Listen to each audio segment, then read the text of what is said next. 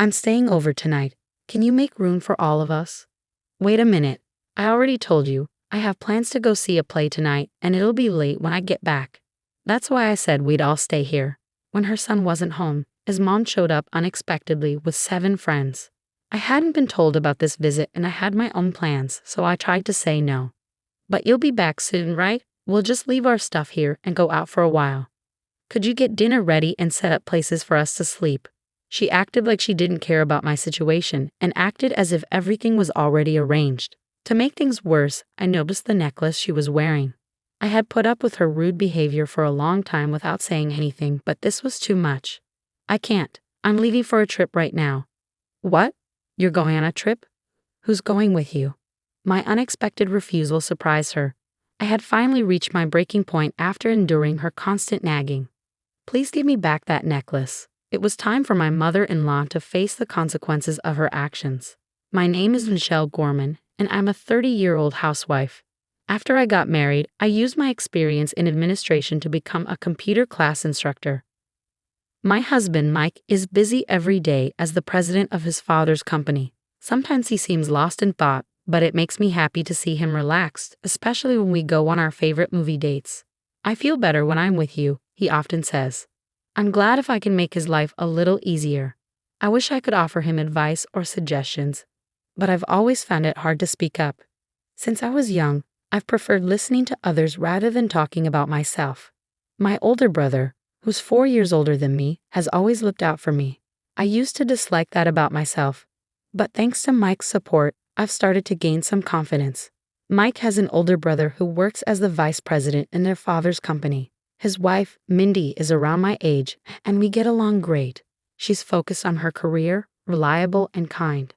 I admire how she stands up for herself and shares her opinions, yet she's also understanding and flexible. Watching her stand up to the mother-in-law was really impressive. Unfortunately, they live far away, so I don't get to see them often, which I regret. On the other hand, the mother-in-law acts like she's the daughter of the company president, always confident, but her stubbornness and arrogance are clear. Michelle, you're Mike's wife, the president. You should quit your job as a computer instructor and fully support your husband, she'd say, putting a lot of pressure on me. Mike would support me, but she'd still be unhappy. Sometimes I was glad we lived apart. I just wanted a peaceful life with Mike and hopefully children someday. But then Mike's father passed away suddenly from a heart attack. It was a shock for everyone, and Mike and his brother had to figure out what to do with the family company. Mike decided to stay in New York for a while. I went back home and waited for Mike's updates. With the extra responsibilities on both of them, I was worried. After talking with his brother, they decided that Mike would move to the company's main office in New York. His brother became the new president and Mike became the vice president. We looked for a house in New York and found a nice one that was already built. It was a bit far from the train station, but it was in a quiet area, which felt safe. The house had lots of sunlight, so it seemed like we'd have a comfortable life there. Since Mike had to work late because of all the changes at work, I made sure our home was cozy so he could relax and prepared healthy lunches for him. I wanted to do everything I could to support him. And just like that, a month went by. I'm back. I'm starving, Mike said. Thanks for working so hard. I'll make dinner, I replied. Thanks. Hey, Michelle, my mom wants to visit this weekend. Is that okay? I was worried that she might be feeling lonely since Mike's dad passed away, so I was glad to hear this. Of course. We still have some things to tidy up, but she's welcome, I said. Thanks. I'll tell her.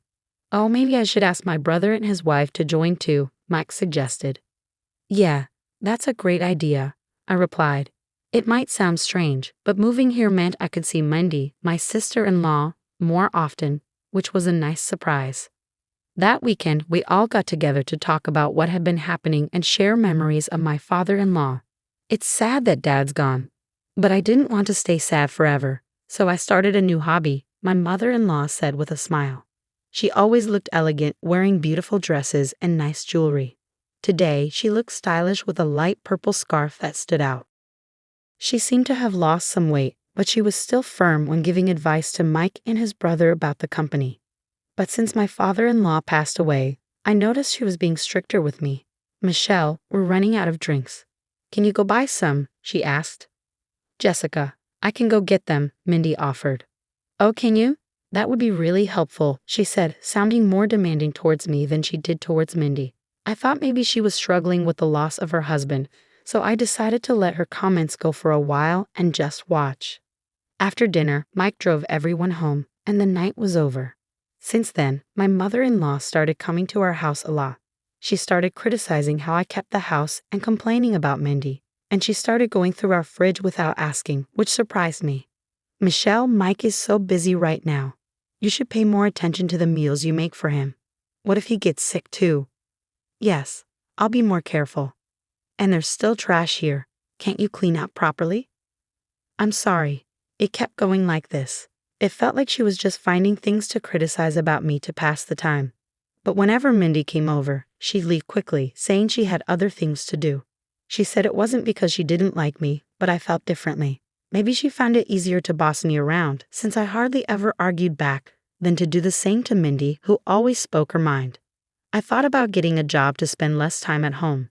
But even after I found one, my mother-in-law's harassment got worse. Michelle, we're out of barbecue sauce at our place, so get some while you're out. I brought some leftovers with me, so I'll take them. Her boldness sometimes left me speechless. She could easily afford to buy fancy ingredients from a fancy store. Then something happened. A necklace that was very special to me disappeared.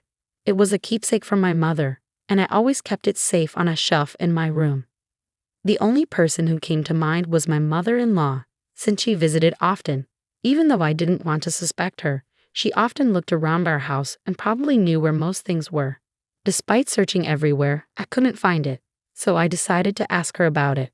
That's when she exploded with anger, yelling, "You probably lost it yourself. How dare you accuse me?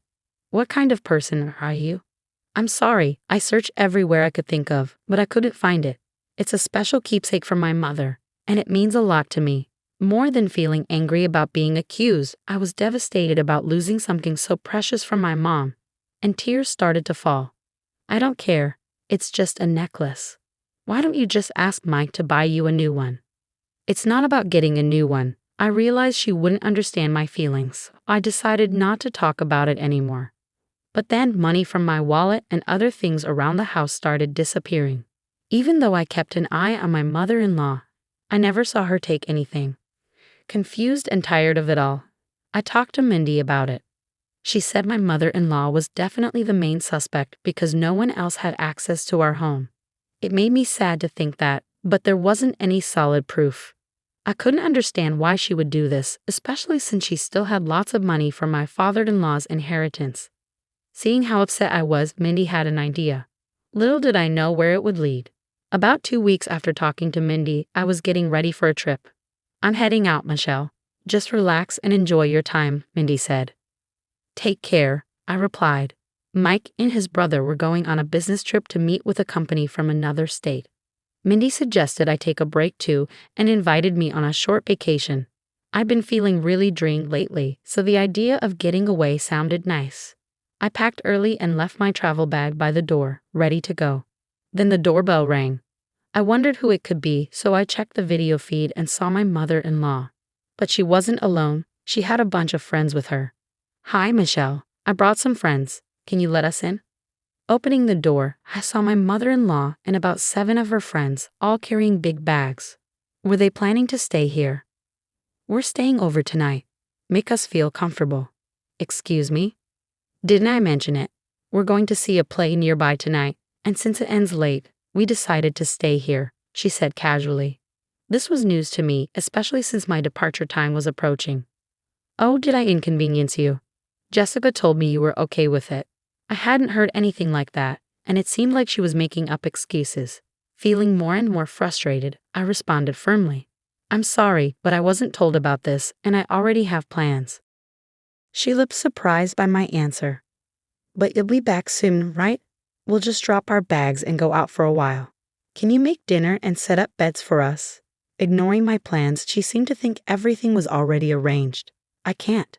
I'm going on a trip." "A trip? Who with?" "With Mindy." "Oh, just with Mindy? You can go anytime. We've come all this way just for today. How long are you going to make us wait?" she pressed, disregarding my plans. Then I noticed something glinting around her neck. Wait, that necklace you're wearing. To my astonishment, it was the same necklace that was a precious memento from my mother. Jessica, where did you get that necklace?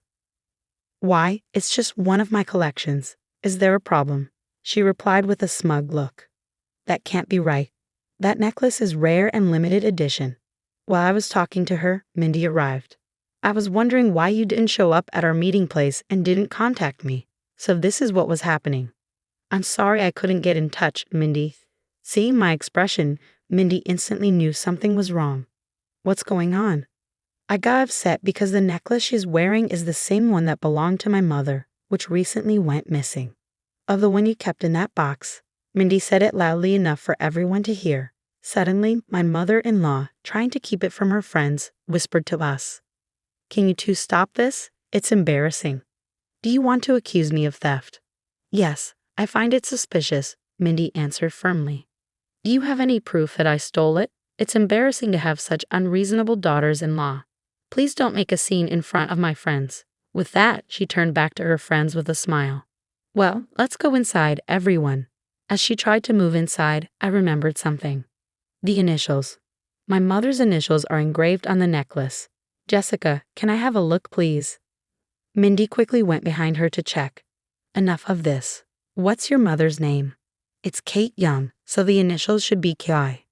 There it is, the initials Ki, I said, pointing out the engraving. The friends looked horrified and stepped back. Stop this. I didn't come here for this. Let's go, everyone, my mother-in-law insisted. We're not letting you leave, Mindy said firmly. The friends, sensing the tension, quickly muttered, We're not involved, and hurried towards the subway. Wait, there's been some mistake. My mother-in-law tried to follow her friends, but someone stopped her. What are you doing here? Weren't you supposed to be on a business trip? Standing there was Mike. It turned out his business trip was actually scheduled for the next day. He had deliberately given his mother a false date to investigate her actions. Mindy had told Mike about the missing items from our house after I talked to her. At first, Mike was unsure, but after visiting his childhood home and seeing similar items to ours, he began to suspect theft. However, without evidence, he knew she could easily deny it, so he came up with today's plan. Inviting friends for an overnight stay was unexpected, but he was sure his mother would come if she thought he wasn't home. What are you doing here? Mike demanded. I was just leaving, my mother-in-law said as she tried to go, but I stopped her. Give it back. That necklace isn't yours. It's a keepsake from my parents. Why do you have it, Ma? I demanded. It's not what you think. I found it in my purse. Michelle must have set me up, she claimed, suddenly shifting the blame to me, seemingly fearing she was in trouble. Do you really think such a lie would work? There's no way Michelle would do something like that. First, give the necklace back to Michelle. We'll talk after that, Mike said firmly. Reluctantly, she took off the necklace, threw it on the ground, and tried to run away. Hey, wait. We tried to chase her, but stopped shortly after. We didn't need to anymore. Huh? I was taken aback as 10 police officers stood in front of my mother-in-law. I was unsure about what was happening, just staring at the bizarre scene. Then one of the officers spoke up. We received a report from a local resident. They said someone who seemed to be causing a disturbance here was often seen entering this house when the owners were away. They asked us to come quickly. What are you talking about? I'm the mother of the son living here. Getting the police involved in a family matter? My mother-in-law retorted, looking annoyed. Wait, what do you mean she entered when we weren't home? I never did such a thing, I interjected. I always come when you're home. Did the informant say anything else? When we asked the police, they mentioned that someone had witnessed my mother-in-law sneaking into our backyard, likely using a spare key to get inside. Indeed, we had a spare key hidden beneath a plant pot in the backyard. This realization gave us chills and also explained the missing items. Mike had considered this possibility and was planning to observe her actions while we were out today, but he never expected to find out the truth in this manner. Mom, why were you coming into our house when we weren't home? It's all lies. You're going to believe some unknown person's story, she retorted. But you did have my precious necklace, didn't you? I pressed. I told you I found it in my purse, my mother-in-law insisted.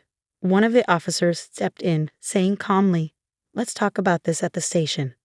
But I didn't do anything. Mike, say something, she pleaded. Mom, stop this. I can't understand why you did this, Mike said firmly. Upon hearing her son's words, my mother-in-law collapsed to the ground. But just when it seemed like she had nowhere left to run and was feeling defeated, she suddenly flew into a rage. Because after your father passed away, I felt so lonely, and seeing her always so cheerful, I couldn't stand it. I felt better seeing her troubled. I wanted her to feel the pain I felt, she shouted. Mike was red-faced hearing her irrational reasoning. Mike, wait, let me speak, I said, feeling the need to confront the issue head-on. I stepped in front of an increasingly angry Mike. I understand where you're coming from, Jessica. Perhaps I've been neglectful by always brushing off our talks.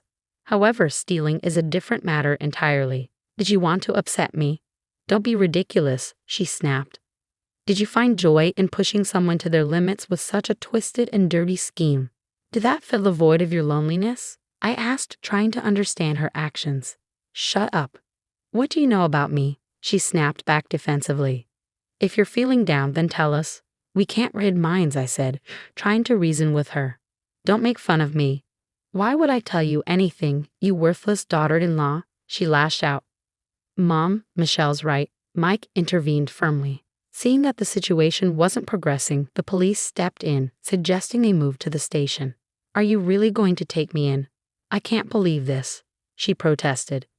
Despite her resistance, given the eyewitness accounts of the unlawful entry and a suspicion of theft from possessing my belongings, the police decided to question my mother-in-law, and so she was promptly arrested on charges of unlawful entry and theft. She continued to protest her innocence, demanding a lawyer and refusing to eat the food provided. During a visit from her father, he expressed his anger and urged her to deeply reflect on her actions. This stern admonition prompted a change in her demeanor as she tearfully apologized. Despite her typically carefree nature, her father's authority seemed to be the only one she wouldn't challenge. He warned her that unless she genuinely reflected on her behavior, she shouldn't expect to have a home to return to. Reluctantly, she appeared to accept the reality of her situation. Perhaps the loss of her husband had left my mother-in-law searching for her place in the world. Were her expensive clothes and jewelry merely a shield to protect herself? I even began to wonder if her differing treatment of me and my sister-in-law was just a facade to conceal her vulnerabilities. However, her excessive desires and inability to control them were a separate issue. It was clear that making wrong judgments had led to this unfortunate incident. I was shocked to see the situation escalate to such a degree, especially realizing that my mother-in-law had been using a spare key to enter our house without our knowledge. It genuinely terrified me to think about the potential dangers of someone entering our home without permission. Later, I discovered that the couple living diagonally across from us had reported her. The wife, who works from home, had noticed my mother-in-law entering our yard suspiciously multiple times and found it concerning. I'm incredibly grateful for their courageous actions. Since then, we've been enjoying a peaceful life. To ensure our safety, we changed our locks and stopped hiding a spare key in the yard. Mike decided to cut ties with his mother and made her promise not to contact us again. He warned of legal action if she attempted to do so. After her release, she returned to her rural childhood home and reportedly adopted a more modest lifestyle. A significant change from her previous lavish ways. Under the watchful eye of her father, she now helps around the house from early morning. I sincerely hope she takes this opportunity to reflect on her past behaviors. Meanwhile, my own father has moved in with us as a precaution against any further unexpected visits from my mother-in-law. He's here to ensure my safety. But there's another reason he's with us. I'm currently expecting our first child. The anticipation of becoming grandparents, coupled with the support of Mike, fills me with a sense of warmth and determination. While material possessions can bring temporary satisfaction, it's the presence of loved ones that truly enriches our lives. As we discuss our living arrangements surrounded by our dear ones, we are committed to preserving the peace and happiness of our daily lives. But I'm Harley. I'm 34 years old and I'm a bold and self-reliant woman. Let me tell you about the crazy journey of my relationship with my husband Dominic. Get ready because it's going to be a wild ride. Dominic and I had our ups and downs, like most couples. Even though I loved him a lot, there was one big problem. His mom, Charlotte. She was always critical of me. No matter what I did, she never seemed happy. Whenever we have family gatherings, Charlotte would make mean comments about my cooking. She acted like she was a fancy chef and I couldn't cook at all. She complained about the taste, how things looked, and say I wasn't as good as her. It felt like she was trying to prove that I wasn't good enough for her son. But it wasn't just about my cooking. Charlotte had a talent for making me feel small in other ways too. Once, at a dinner party, I proudly told everyone about a big promotion I got at work, hoping for a pat on the back. Instead, she just brushed it off like it was no big deal, saying it wasn't as good as what her friends' kids had achieved. It made me feel invisible, like she didn't care about my success. And our wedding? It should have been a happy day, but Charlotte made it her mission to criticize everything, from where we had it to what colors we used. Nothing was good enough for her. She'd whisper her disapproval to anyone who'd listen, ruining what should have been the best day of my life. You'd think my husband, Dominic, would stand up for me, right? Well, not quite. Bless him, he had this weird blind spot when it came to his mom. He couldn't see how she treated me, made me feel small, and acted like I didn't matter. It hurt a lot. And his dad, Caleb, was the only one who seemed to get it and call her out. But I wish Dominic would be the one to stand up for me. After all, I was his wife, his partner, and I deserved his support no matter what. But every time, I felt let down. Dominic stayed quiet, letting his mom's words hurt me over and over again. It was like being cut by tiny knives, again and again. I wanted his love, but I also wanted him to stick up for me. It wasn't just about defending me from Charlotte's mean comments, it was about fighting for our relationship and showing me I was important. I hoped he'd see through his mom's tricks and put us first. But it seemed like he was stuck in the family drama, unable to break free. As time went on, I started to feel more and more frustrated.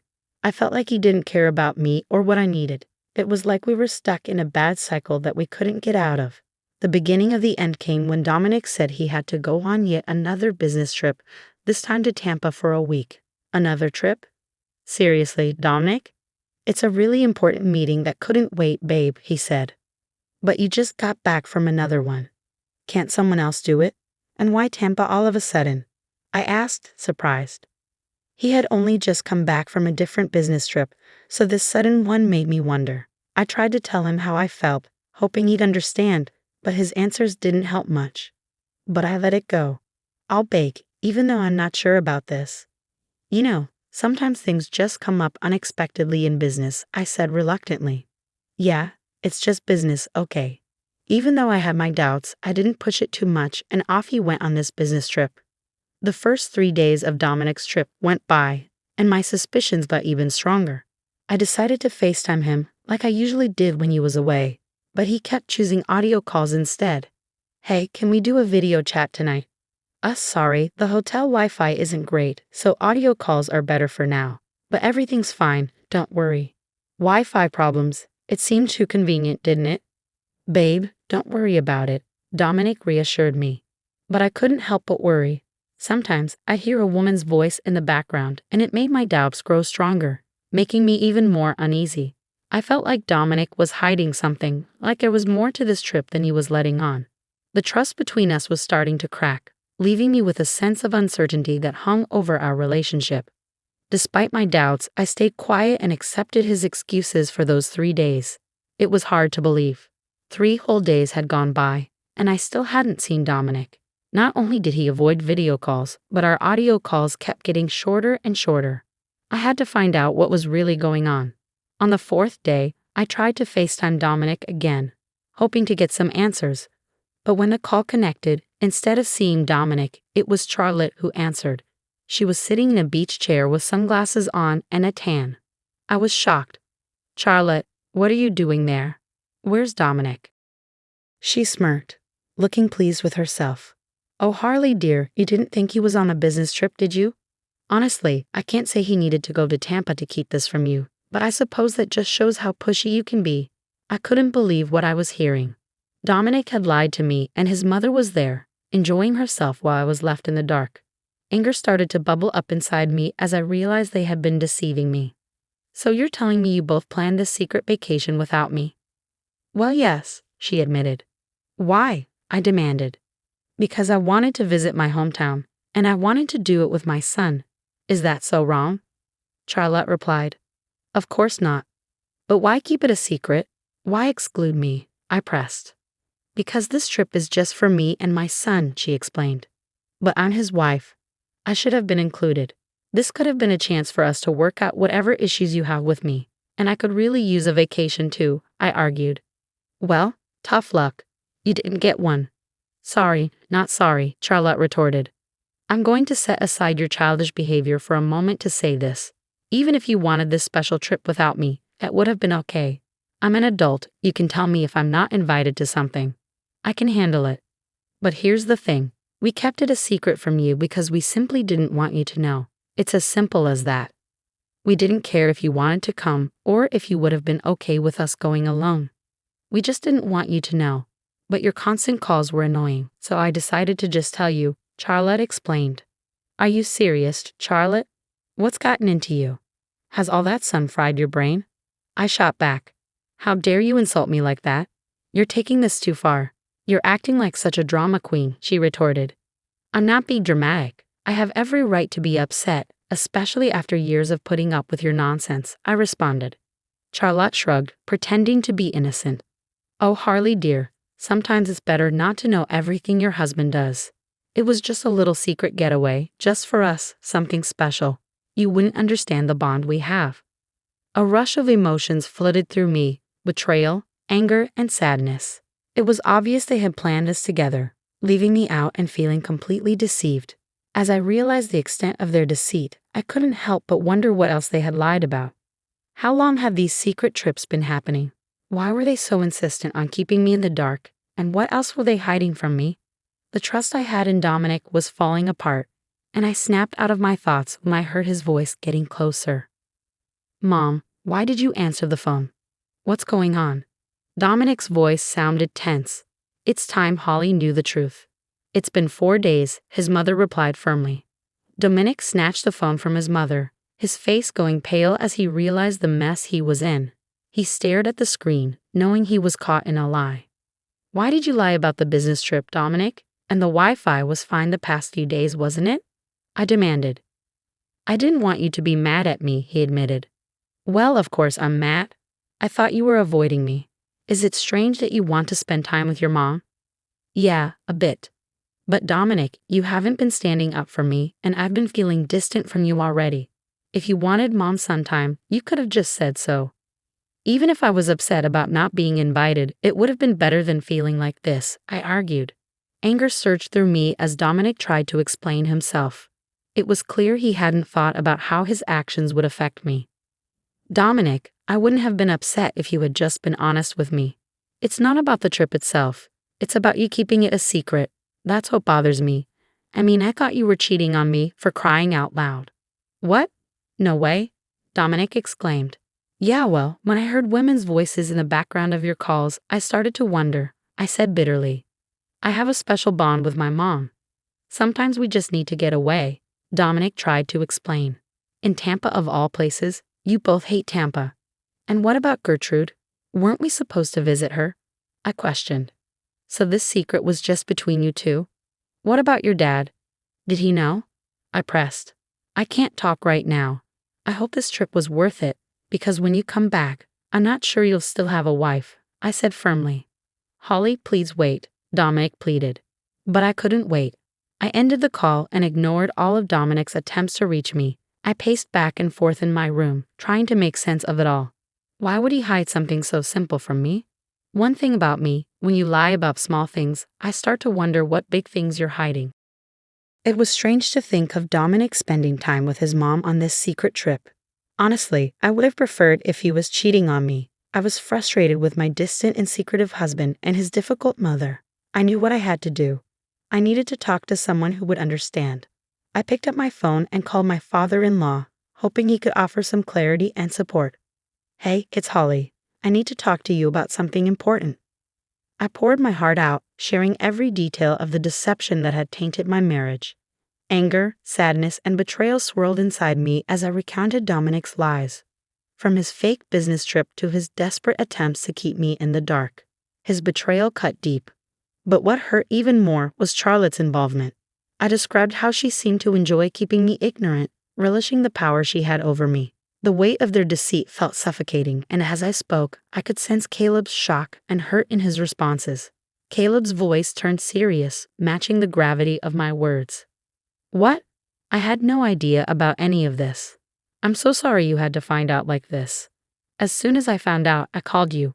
Charlotte told me she was going to Tampa to visit her mother and repair their relationship. I believed her. Well, Dominic just confessed that they weren't planning to visit Gertrude at all. And Gertrude has no clue about any visit, I revealed. Caleb's shock and hurt were evident over the phone. It was becoming apparent that Charlotte had been weaving a web of lies, manipulating everyone involved. I can't believe Charlotte would do something like this. It's one thing to have disagreements, but to deceive her own family. It's unforgivable, Caleb said, his voice heavy with disappointment. They both need to learn a lesson, I agreed.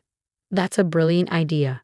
I was seething with anger, ready to do anything to teach Dominic and Charlotte a lesson. After our call ended with words of encouragement and excitement for what was to come, I waited eagerly to hear back from Caleb about his mother-in-law's reaction. A couple of hours passed and Caleb delivered the good news. As Caleb described his conversation with Gertrude, the seriousness of the situation became even clearer. His voice shook with a mixture of anger and sadness. I told her everything, Harley. She was furious, devastated even.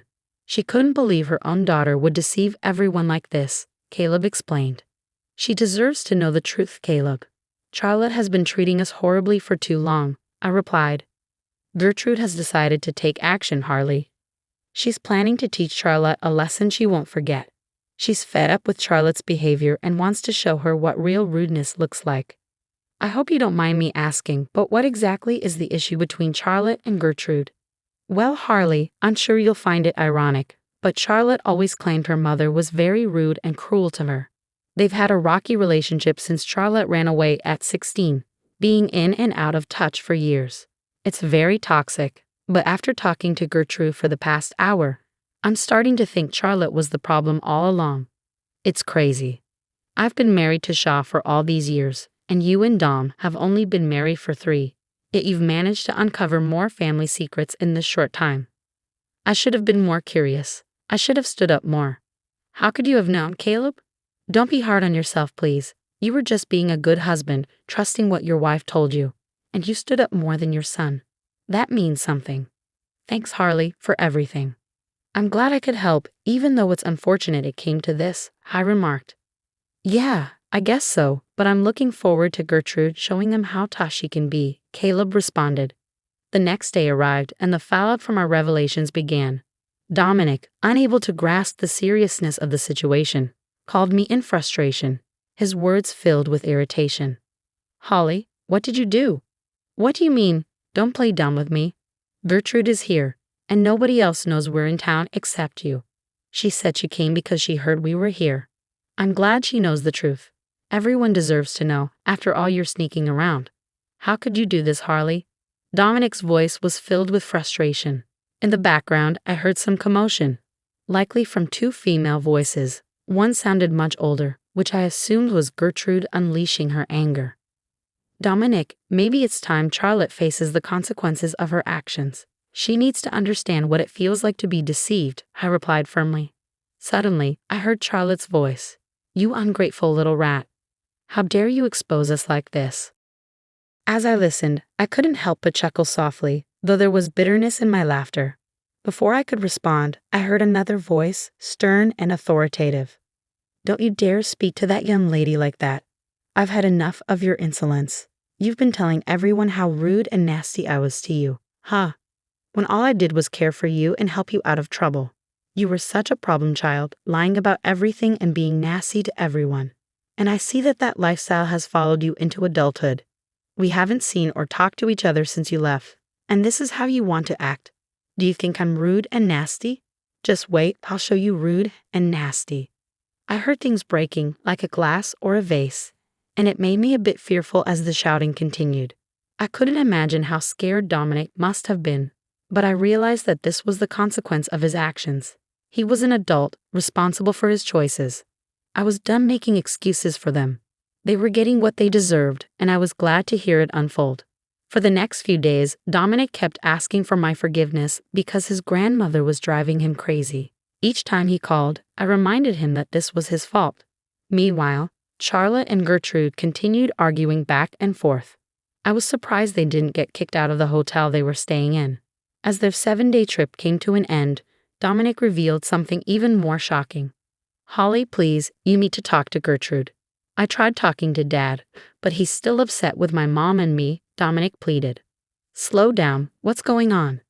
You two were supposed to be coming back, right?" I asked, trying to keep up. "I thought you learned your lesson," I added. "Well, Gertrude doesn't think so. She's planning to board the plane with us," Dominic explained. "What? She wants to follow us home and make sure my mom starts acting like a respectable adult and not some crazed teenager," he continued. "Wow, that's unexpected. Maybe next time you'll stand up for what's right and not go along with your mother's schemes."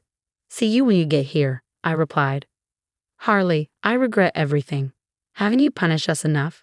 Please talk to Gertrude and tell her she doesn't have to come with us," Dominic pleaded desperately. "I don't think so, sweetie. Who am I to argue with that woman? She's terrifying," I responded to Dominic's plea. "How do you think we feel?" he asked. "Honestly, Dom, I don't care how you feel. You've been lying to me for God knows how long, and you never stood up for me when your mom treated me poorly. You're getting your karma. Don't be mad at me now. Have a safe flight." "Well, as safe a flight as you came with these two ladies being together," I retorted firmly. As I hung up the phone, a sense of satisfaction washed over me. Finally, the tables had turned and I had stood up against the toxicity that had plagued our lives for too long. Gertrude, the unexpected ally, had unleashed her own brand of justice, and I couldn't help but feel a glimmer of excitement. Now I await their return, expecting stories from Gertrude, as I'm sure she continued to make their lives difficult on that flight. Revenge never tasted so sweet. Hello, my name is Madison, and I'm 34 years old. When I was growing up, my biggest dream was to be a journalist or work with magazines. I loved writing and was good at keeping up with trends. So it wasn't surprising that I decided to study journalism and media in college. After I graduated, I worked for several companies, but none of them were the big famous ones. I didn't mind because I was doing what I had always dreamed of. Eventually, I got a job at a pretty big company and felt like I had finally made it. A few years after I graduated college, when I was about 28, I met my husband, Scott. Scott's family was pretty wealthy and had their own business. I'm mentioning this because his mother, Tricia, always disliked me and insulted me. She thought I wasn't good enough for him and that I shouldn't have married him.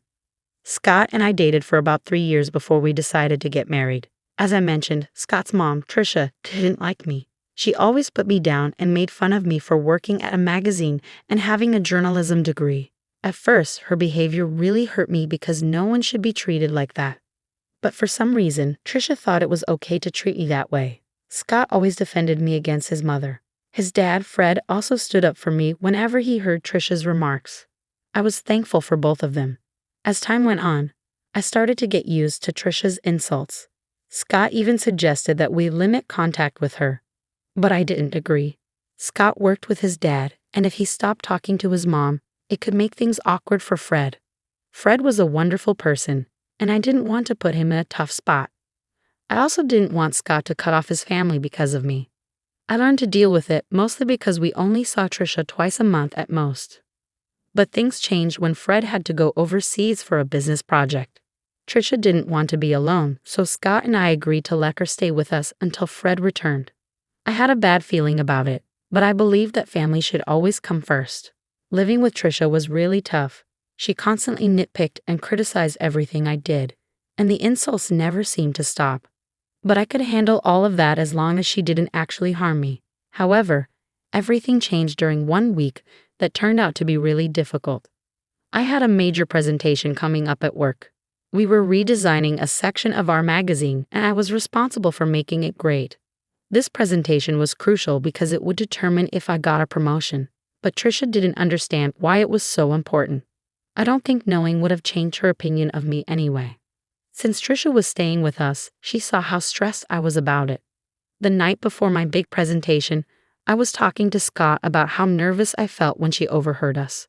She walked into the living room and decided to share her thoughts. "This is a big deal. All the top bosses will be watching me. I can't imagine how scary this must be for you. I'm glad you had it easier with your business, but this is such a different game. I'm so scared of messing everything up. Don't say that. You'll do great. I wish I could believe that. I just feel so unsure of everything. What if I mess up the presentation? I couldn't help but overhear you both talking. Mom, we're having a private conversation. Well, Madison, I just wanted to say that you have nothing to worry about. You probably don't have the skills for this, so you'll probably do badly tomorrow. Excuse me? Just treat it as a chance to quit your job and be a housewife. Then maybe you'll be good enough for my son. I can't believe he married a journalist. Mom, you're crossing a line. Leave. You know what? I don't have time for your nonsense, Trisha. I have bigger things to worry about than your opinion of me and my relationship with your son. How dare you talk to me like that? So it's fine for you to talk to me that way, but not the other way around. Scott, say something. Your wife is disrespecting your mother. She's just standing up for herself. I don't see anything wrong with it. She's manipulating you. Look at how easily you can turn your back on family. Madison will regret this. I was furious at Trisha for barging into Scott's and my conversation and insulting me so blatantly. Scott tried to apologize for his mother's behavior, but I stopped him. He wasn't responsible for her hurtful words. After that, we decided to call it a night and went to sleep. I was too focused on everything else to even think about Trisha's threat towards me. I figured she would just continue tormenting me, which honestly, I didn't care about at that moment. Dealing with her could wait until after my presentation.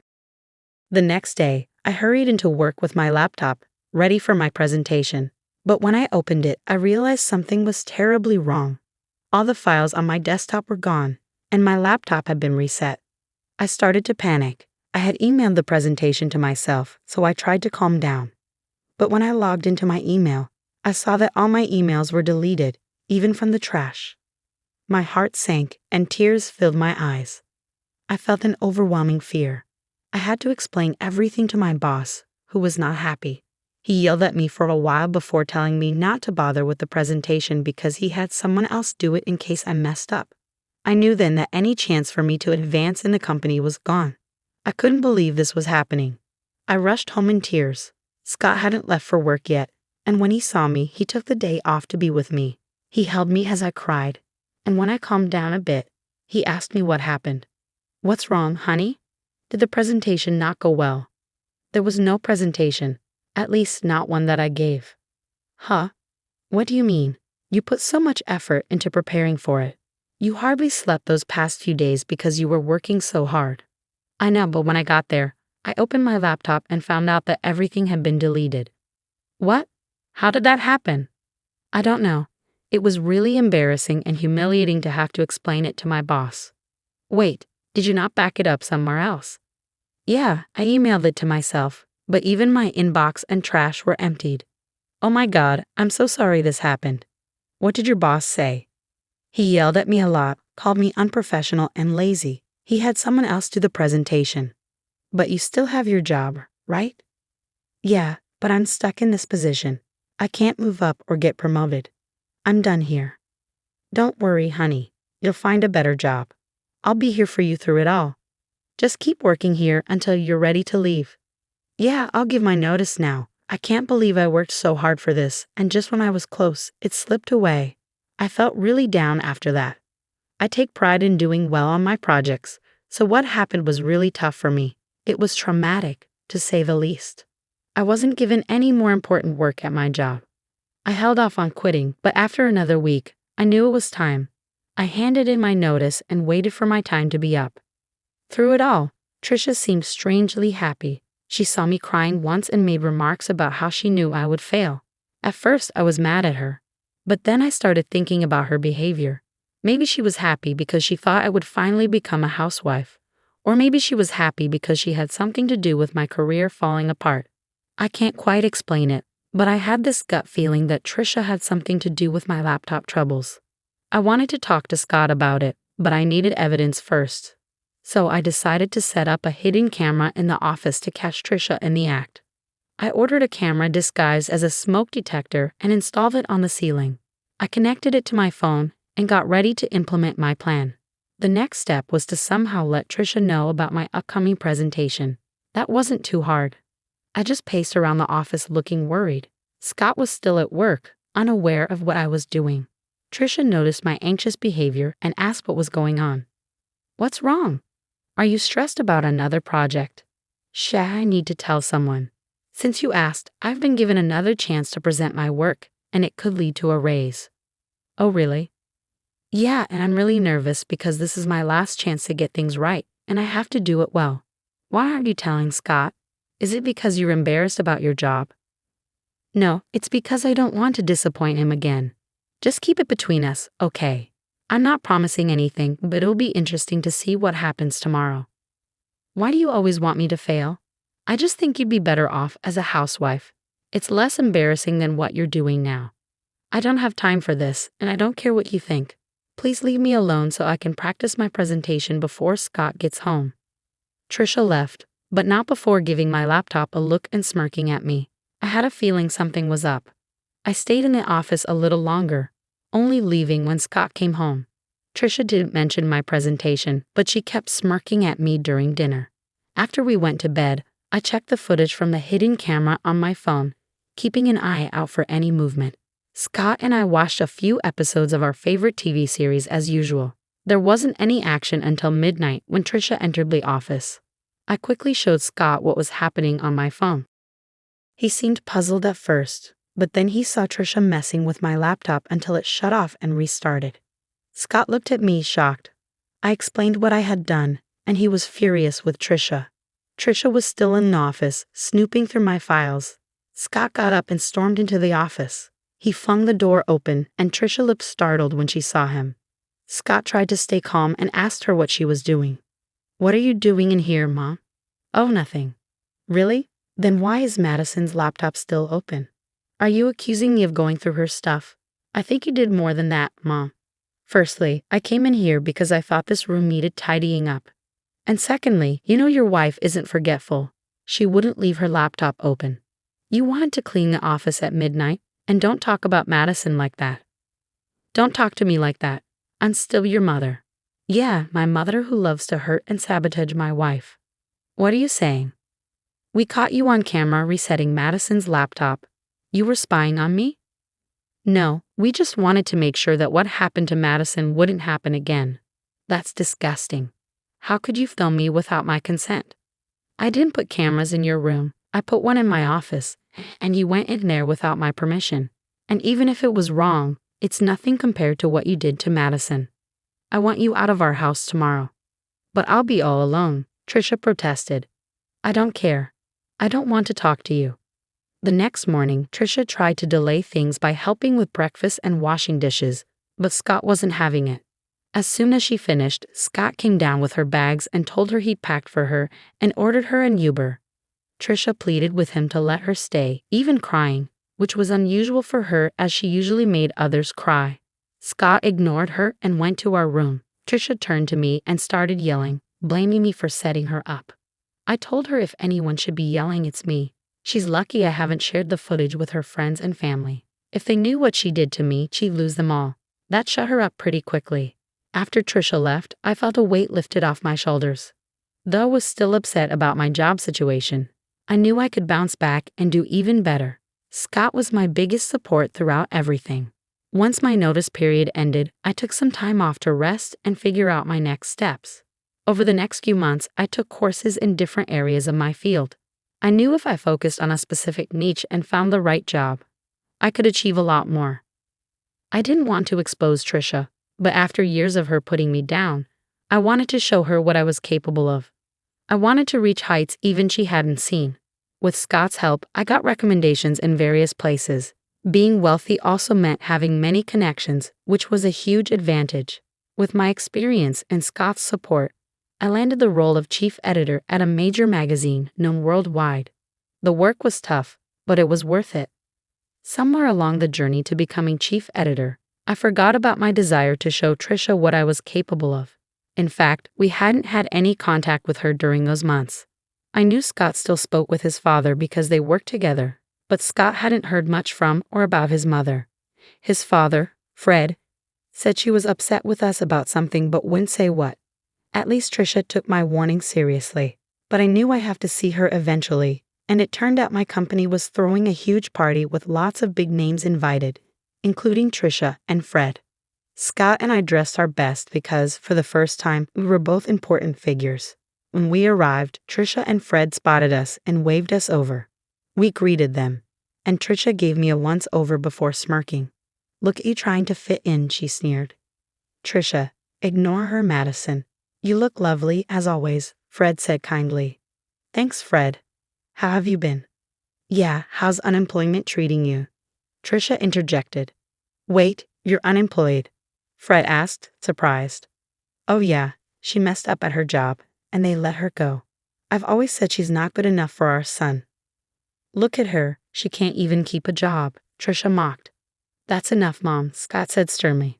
"Stop siding with her. It's bad enough having to see her everywhere." "We wouldn't have to if you just left her like I said," Trisha insisted. "Okay, that's enough. Either you stop talking or I'm leaving," Scott warned. "But Madison, sweetie, if you need a job, let me know. It would be great to work with you," Fred offered sincerely.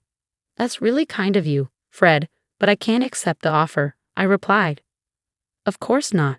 I told you she's lazy and incompetent," Trisha muttered. Just then, my name was called, and people started cheering. I looked towards the small stage, and the CEO was there, waving and motioning for me to come up. I turned to Fred and Trisha, excusing myself. Fred looked amused, but Trisha seemed confused and angry. The CEO gave a speech, praising my work in the company and my ability to innovate and bring new ideas to the magazine. The audience cheered loudly, asking for a speech. I thanked Scott for his support and all my colleagues who helped make the magazine what it is. I ended by thanking one person who doubted me because their negativity pushed me to be better. As I walked off the stage, everyone stopped me to congratulate me and ask about the unnamed critic, but I kept that to myself. I made my way over to the table where Fred, Trisha, and Scott were seated. Scott hugged me tightly, congratulating me, and Fred stood up to hug me too. Trisha glared at me. "Oh, Madison, this is amazing. I can see why you wouldn't want to work with us," Fred said. "Thanks, Fred. Although I'll admit, if you'd offered me the job about 6 months ago, I might have taken it." "You should have. At least then you'd be paid more," Trisha snorted.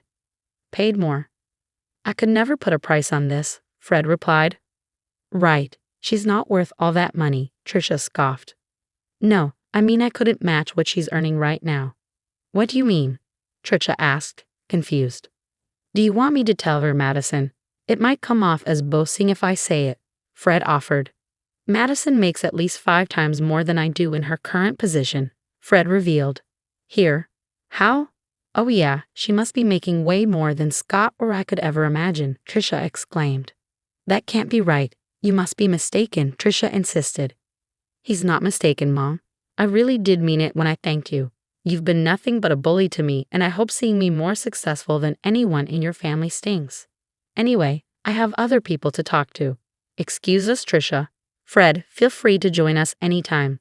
"Goodbye," I said as Scott and I left a stunned Trisha at the table. Fred laughed and raised his drink to me as Scott and I walked away. I'd never felt more alive and satisfied. It was an incredible accomplishment, and I'm grateful to Scott for his support. Thanks for listening. Hey, I'm Kenneth, but everyone calls me Ken. I just turned 33, and let me tell you, I've got quite a story to share. Before today's events, I didn't really believe in karma or anything spiritual. I thought it was all just in people's heads. But now, I've had a change of heart. I totally believe that what goes around comes around. And it's all because of my mean mother-in-law and her family.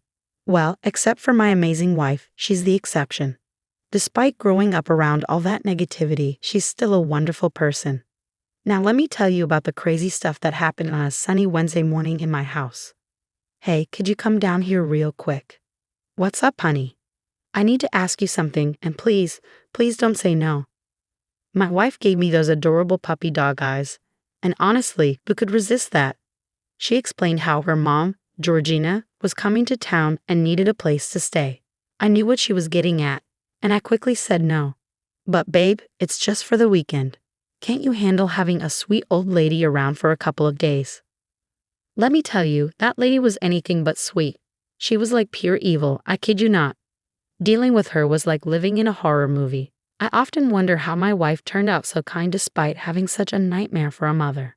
As I started explaining why I couldn't handle having Georgina around and suggested she stay in a hotel, Kimberly started looking really sad. And like I said, I can't resist her sad face. She's got me wrapped around her finger. So reluctantly, I agreed. Kimberly was over the moon, thanking me like crazy. Since you're being so good about this, I'll make sure she behaves too. Don't worry. Hopefully you won't even have to see each other. It'll all be smooth sailing, I promise. Well, that promise didn't last long because what happened next was totally unexpected. It was Friday afternoon, and Georgina, my mother-in-law, was about to arrive. We prepared the guest room with everything she might need and some stuff she likes, hoping it would keep her from causing drama. Around noon, the doorbell rang. Kimberly, busy in the kitchen, called out, "I think she's here, Kenny. Can you get the door, please?" I prepared myself and opened the door. Standing there was a woman with a not-so-friendly expression. It wasn't a smile, it looked more like a scowl. My mother-in-law, I greeted her. "Hello, Kenneth. Hi there. How was your trip? Are you doing okay?" I welcomed her inside, taking her stuff and doing all the host stuff without being too pushy. But I could feel my irritation building as she started her never-ending complaints. "Wow, Kenneth, the patio looks amazing. Did you do this?" "Yeah, it looks absolutely lovely. I'll need to snap some photos soon." "Oh, could you take those bags upstairs to my room, dear? And could you also make me a coffee? I'd like a caramel macchiato with whipped cream, please." Did she think this was a Starbucks? If you've ever seen A Streetcar Named Desire, you might get an idea of what Georgina was like. She acted just like Blanche, all high and mighty with a touch of fake innocence. She strutted around like she was a gift to the world. I can't stand that kind of arrogance, especially when she's being rude. Just then, Kimberly came out of the kitchen to greet her mom. "You look stunning." "Oh, come on, Kimberly, do I? You're just saying that." "Well, you do look great. It's this new diet I'm on. You should try it. You could use it, sweetheart." "But not this weekend. This weekend is for relaxing. That's why I ordered my caramel macchiato." Speaking of which, Kenneth, when's my coffee going to be ready? I'm thirsty. I need something to drink right now. I might faint. See what I have to deal with. After enjoying a delicious lunch prepared by my wonderful wife, I had to quickly Google how to make a caramel macchiato. Georgina made it her mission to point out every little flaw in the meal, followed by a quick, "It's fine. Don't worry too much" to soften the blow. But she made sure to remind us to be extra careful next time to avoid making those silly mistakes, as she called them. She seemed to enjoy talking down to us, and while I could handle it, I could see it was getting to Kimberly. I mean, how could she not be bothered? That was her mom, after all, and Kimberly didn't have a mean bone in her body. I couldn't say the same for myself, though. I'm the type who likes to get revenge when I can. Later in the afternoon, Georgina went on and on about how much she loved the house. Well, she had a unique way of expressing her love for it. Sure, my time in Bora Bora was nice, but Zanzibar was even better. The scenery was stunning and the people were lovely. This vacation won't be as fancy as those, but it's still a vacation. Maybe it'll humble me a bit, since I've been to so many fancy places. It'll be a nice change of pace, I guess. I'll be honest, I zoned out of the conversation many times, and whenever I checked back in, it was still going on. Georgina had a way of making things drag on longer than they needed to. Anyway, we spent the afternoon chatting, mostly Kimberly and Georgina. I was just there, like a decoration, making sure Kimberly was comfortable. Every now and then, I'd chime in to make it seem like I was paying attention. Around 4 p.m. that evening, things started to get a bit weird. "You know, Kimberly, I've been complimenting your house ever since I got here, and I have to say, it's stunning." "Thanks, Mom. We've been working hard to make it nice, and Kenny and I spent a lot of time getting ready for your visit. It's so good that I can't keep this beauty to myself." "What do you mean, Mom? What are you saying?" "Well, you know, on my trips to places like Cancun, Fiji, or India, I always bring along some friends or family. I don't like traveling alone, especially as I'm getting older. It's become a bit of a tradition for me to have companions like Ursula or Justine." "Oh, that sounds nice. How are they? It's been a while since we talked." "Funny you ask, because they're actually on their way here now. You can catch up with them yourself." Kimberly nearly chokes on her coffee at this unexpected news. I would have done a spit take too if I had anything in my mouth, because I was shocked at what she just said. But I kept my cool and managed to say, Kim, let's go to the kitchen, now. We headed to the kitchen to talk about this bombshell. Please tell me she's joking, babe. I don't think she's joking, but you only told me she was coming. We only prepped for one person. I'm just as surprised as you are, babe. I didn't know anything until now, just like you. I started pacing in the kitchen. So what do? I guess we'll have to tell her we only prepped for one person, and maybe we can put the girls up in a hotel. They can come over during the day to hang out with Mom. I sighed in frustration. This was also inconvenient, wasn't it? Note the sarcasm. As much as I cared about Ursula and Justine, my aunt-in-law and sister-in-law, I wasn't keen on entertaining them all weekend. They were a bit like their mother, not as bad, but having them all around would be chaotic. We argued about it until Georgina herself showed up in the kitchen. What's the problem? I think it's a nice idea to have other family members join us for the weekend. She started pouting, and strangely, it had the same effect on Kimberly as Kimberly's pouting had on me. When she wanted to, Georgina could get her way with those puppy dog eyes. I guess Kimberly inherited that skill from her mom. Oh no, Mom, please don't be upset. It was a nice thought, but we just can't handle this sudden change, especially on such short notice. Kenny and I were thinking of putting Ursula and Justine up in a nearby hotel, and they can come over during the day. Angeline is also coming with them. So you want 4 extra people in the house? I'm sorry, Georgina, but that's not going to work. Oh, Kenny dear, don't be such a stick in the mud. Jolene has to come. She hasn't been part of the tradition, and she really wants to join in. Plus, she's your younger sister-in-law. We have to make room for her. And honestly, you're not even considered part of our real family, so it makes sense for you to leave and for the girls to stay. It's just for a couple of days after all. Mom, how can you say that? Kenny is our real family. Is he though? You're putting him above your actual sisters. That's not what I meant, Mom. The main issue is space. We're worried there won't be enough room for everyone. I'm glad you brought that up because I've come up with a solution that will please everyone. Okay, let's hear it.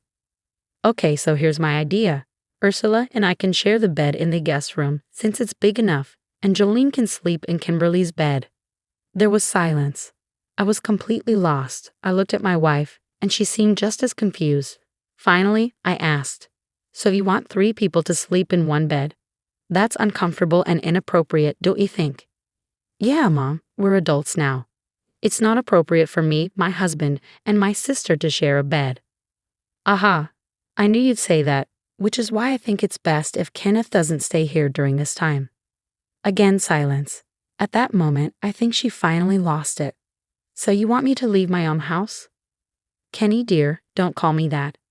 Kenneth, don't talk to me like that. Kimberly, are you going to let him speak to me like that? Look, I don't appreciate you coming into my house and making last-minute demands. It's not fair. If you wanted a girls' trip, that would have been fine if you planned it in advance. Why didn't you just tell us what you wanted? And saying I'm not your real family was rude. I didn't think you'd get so upset now. Honestly, you're acting childish, don't you think, Kim? I don't know what to say, Mom. I don't think it's fair. Oh, you dumb people and your sensitivity. I didn't do this on purpose. It must have just slipped my mind. I'm sure you understand. I didn't quite understand, but when I looked at my wife, she was silently pleading with me. I caved in, feeling frustrated, and said, Georgina, better communication would have been appreciated. As I said earlier, I wouldn't have minded if you ladies wanted a girls' trip for the weekend. I could have gone on a trip with the guys or worked at the orphanage. But springing this on us isn't fair. We're adults, even if you see us as your kids. You're a guest in our home, and you need to respect that. I stayed calm and politely pointed out her mistake. She scoffed, walked around, and even laughed at times, seemingly trying to avoid the embarrassment of being confronted by her sister-in-law. Nevertheless, I stood my ground. You want to have a girls' trip and have everyone here for the weekend. Fine, you want me out of the house. That's fine too, but I'll be back after the weekend. With that, I kissed my wife on the cheek and headed to our room. Kimberly tried to reason with her mother, telling her that what she did wasn't okay and that she seriously upset me. But Georgina just laughed it off, treating me like I was overreacting. I packed some clothes in a duffel bag and left. I booked a hotel room online and headed there, but not before stopping by the orphanage where I regularly volunteered. As I mentioned before, the orphanage is called Open Arms, and I love working there. But dealing with unruly and disobedient toddlers, children, and teenagers is no easy task. As I spent the evening playing and helping out the children, I couldn't shake off the thought of how to get back at Georgina. I'm not evil, or at least I don't think I am, but I do believe in teaching people a lesson when they deserve it. I guess that's why I'm good at my job. I had a good connection with the kids, showing them both love and discipline so they wouldn't take advantage of me. We got along well, to the point where some of them could tell something was bothering me. "Ken, is everything okay?" one of them asked. "Yeah, everything's fine," I said, apologizing for losing my cool. I explained the situation to him in simple terms. He was just a kid, after all. But surprisingly, he understood and even sympathized with me. "With all due respect, Ken, your mother-in-law is crazy." "Tell me about it," I replied. "You've got to get back at her somehow, just to teach her a lesson, right?" "But how?" We thought about it for a while, but I couldn't come up with anything. Then Maverick said something that changed everything. "We could help." "What do you mean?" "We could help. If you take a handful of us kids and bring us to your house, we could ruin her weekend." I thought about it, and then it clicked. Maverick, true to his name, was an evil genius. It was a perfect plan. The kids would get a fun weekend away, and I could get back at my mother-in-law for disrespecting me.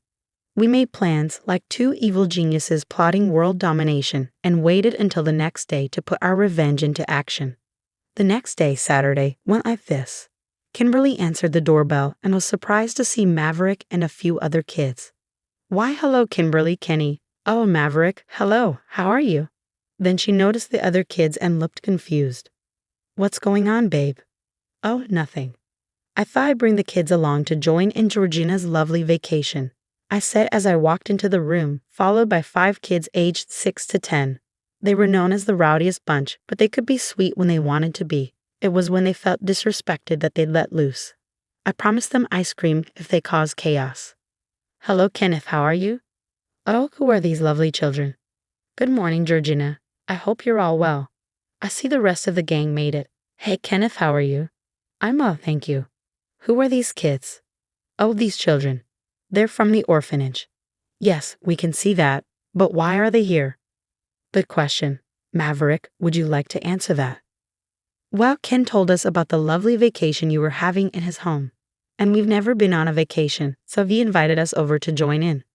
The in-laws, who were sipping mimosas and eating croissants in the living area, gasped in horror and shared looks of disbelief. Some of the kids started grabbing food from the table: bacon, pancakes, orange juice, causing chaos. Georgina stood up and pulled me aside. "What's the meaning of this?" Just as Maverick said, I wanted the kids to have their own little vacation. "I'm sure you wouldn't mind. How can you bring all these kids into the house? This is too much, and someone named Maverick is bound to cause trouble. This was supposed to be a relaxing weekend for me and the girls, you know this." "Oh well, I'm sure you wouldn't mind. It's only for a couple of days after all." "Listen, I know you're upset." "No, you listen here, Georgina. I'm tired of you acting like you own the place. If you want to stay here for a vacation, that's fine, but the kids are staying too. They deserve to enjoy just as much as you do. So maybe next time you'll remember it's not nice to inconvenience others." And with that, I didn't give her a chance to respond. I walked back into the living room to see the chaos unfold. "The little girl, don't you dare touch that. That's an expensive designer bag. Stop it. You little troublemakers are causing chaos. Is this what vacations are normally like? Because if so, count me out." The ladies were being harassed by the unruly children, causing chaos. You might wonder how Kimberly felt. She was in the corner snickering. She found it funny too. You might also wonder how I felt watching my house get torn apart. It was worth it to see the looks on my in-laws' faces. I didn't mind cleaning up. Maverick promised they'd help. I just wanted to witness the chaos as the prim older ladies dealt with the chaotic children. Well, everything seems in order. I'll be on my way. I'll pick up the kids tomorrow or Monday. Cheerio. And with that, I left, laughing in my hotel room. I called Kimberly and told her the kids weren't meant to bother her, just the snobby ladies. If she needed a break, she could stay with me. That day was one of the best of my life. Did you really think you could just move your parents into our home without asking me, Ryan? I asked, my voice shaking with a mix of anger and disbelief. Ryan, my husband of 6 years, looked up from his laptop with a smirk I had grown to hate. Oh, Amelia, don't be so dramatic. It's just for a while. Besides, it's not like you have a say in this. His words felt like a slap in the face. The house, a lovely 2-story in a quiet suburb, wasn't just any house. It was the home my grandparents had left me, the place where I wanted to raise our son Lucas, away from the negativity of Ryan's family. You do remember that this house is in my name, right?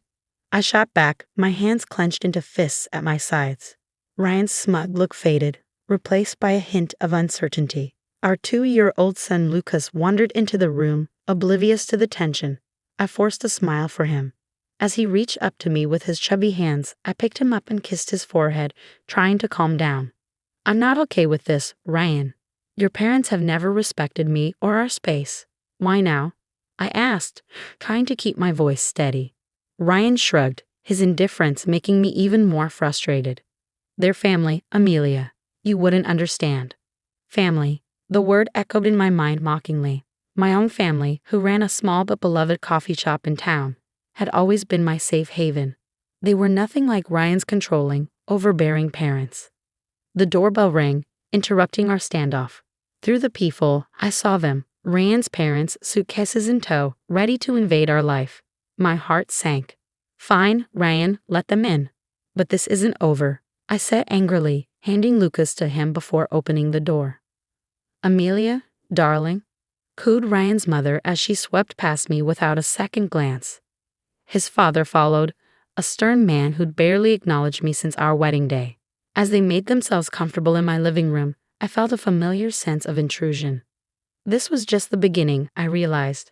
But as I watched them, something inside me changed. I was done being the compliant daughter-in-law, bending to their whims.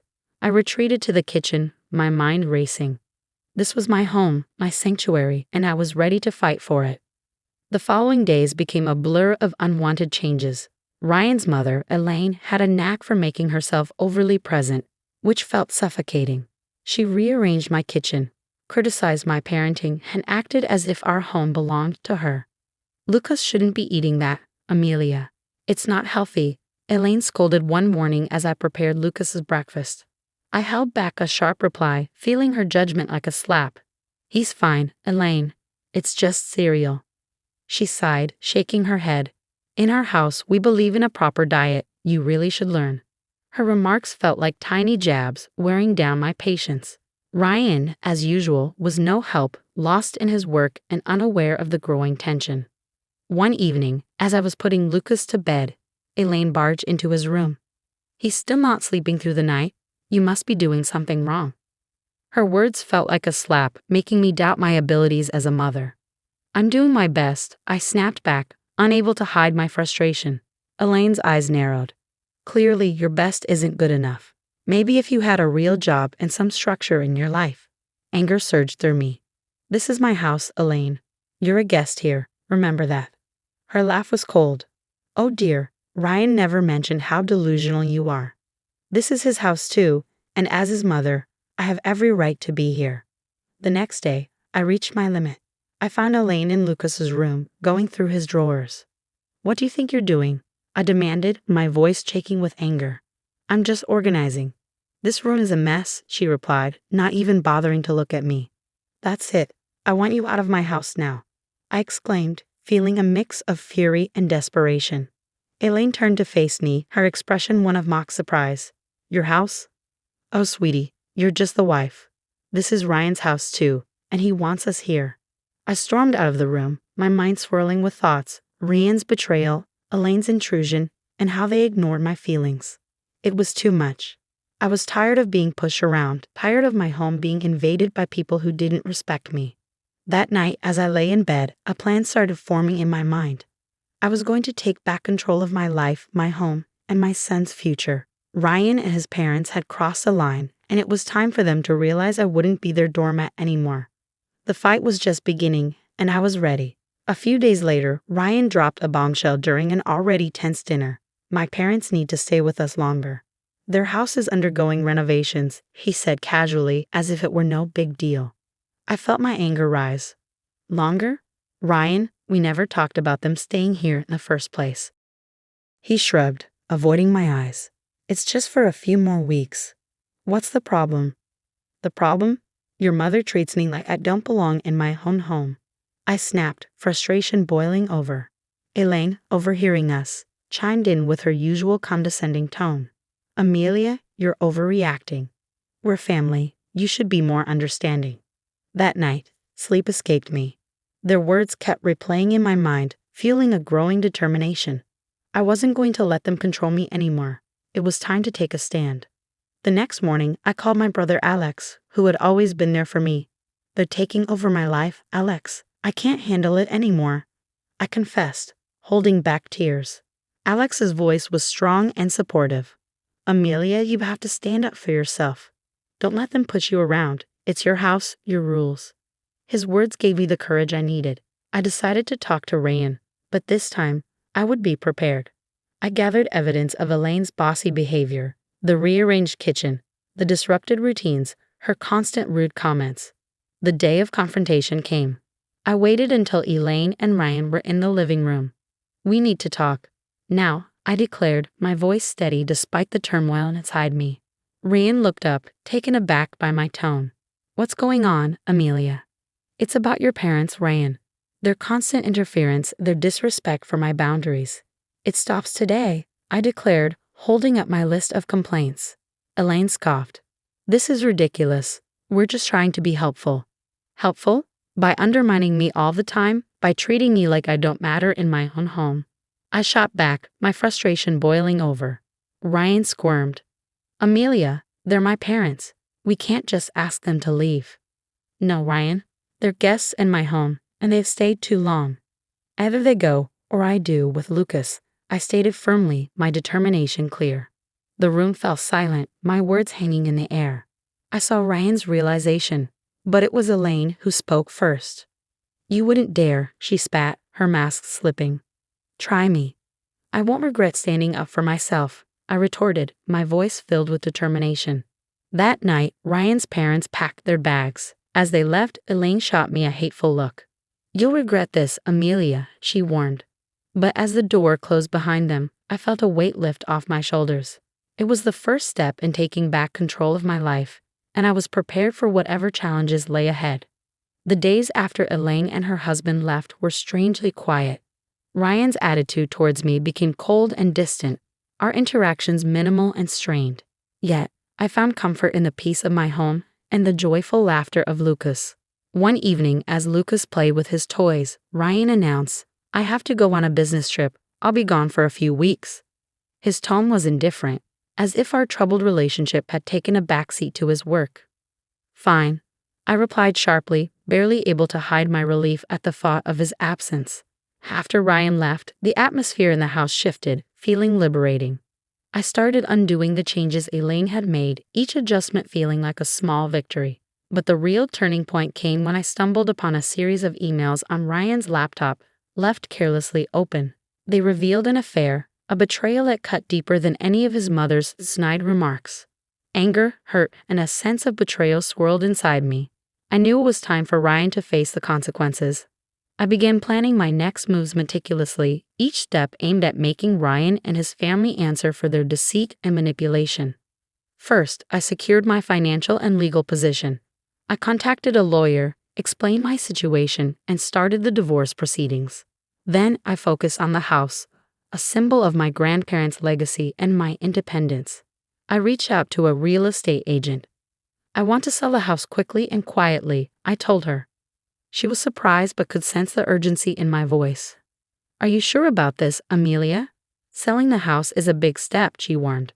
I've never been more certain, I replied, fueled by a mix of betrayal and newfound determination. The house went on the market and offers came in quickly. The idea of Ryan returning to find his control gone brought a bittersweet satisfaction. In the midst of all this, I leaned on my family for support. My parents were shocked by Ryan's actions and stood by me and Lucas. We're here for you, no matter what, my father assured me. Watching Lucas play, unaffected by the chaos, I silently promised to shield his happiness. Ryan's return was inevitable, but I was no longer the same person he left. Armed with truth and a plan, I was ready to confront him and take back my life. The day Ryan returned was heavy with tension. I had played out this moment in my head countless times, imagining every possible scenario. Yet my heart raced as I heard his key turn in the lock. "Amelia, I'm back," Ryan called out, his voice filling the now unfamiliar space. I stepped out from the kitchen, my stance firm. "Welcome home, Ryan. We need to talk."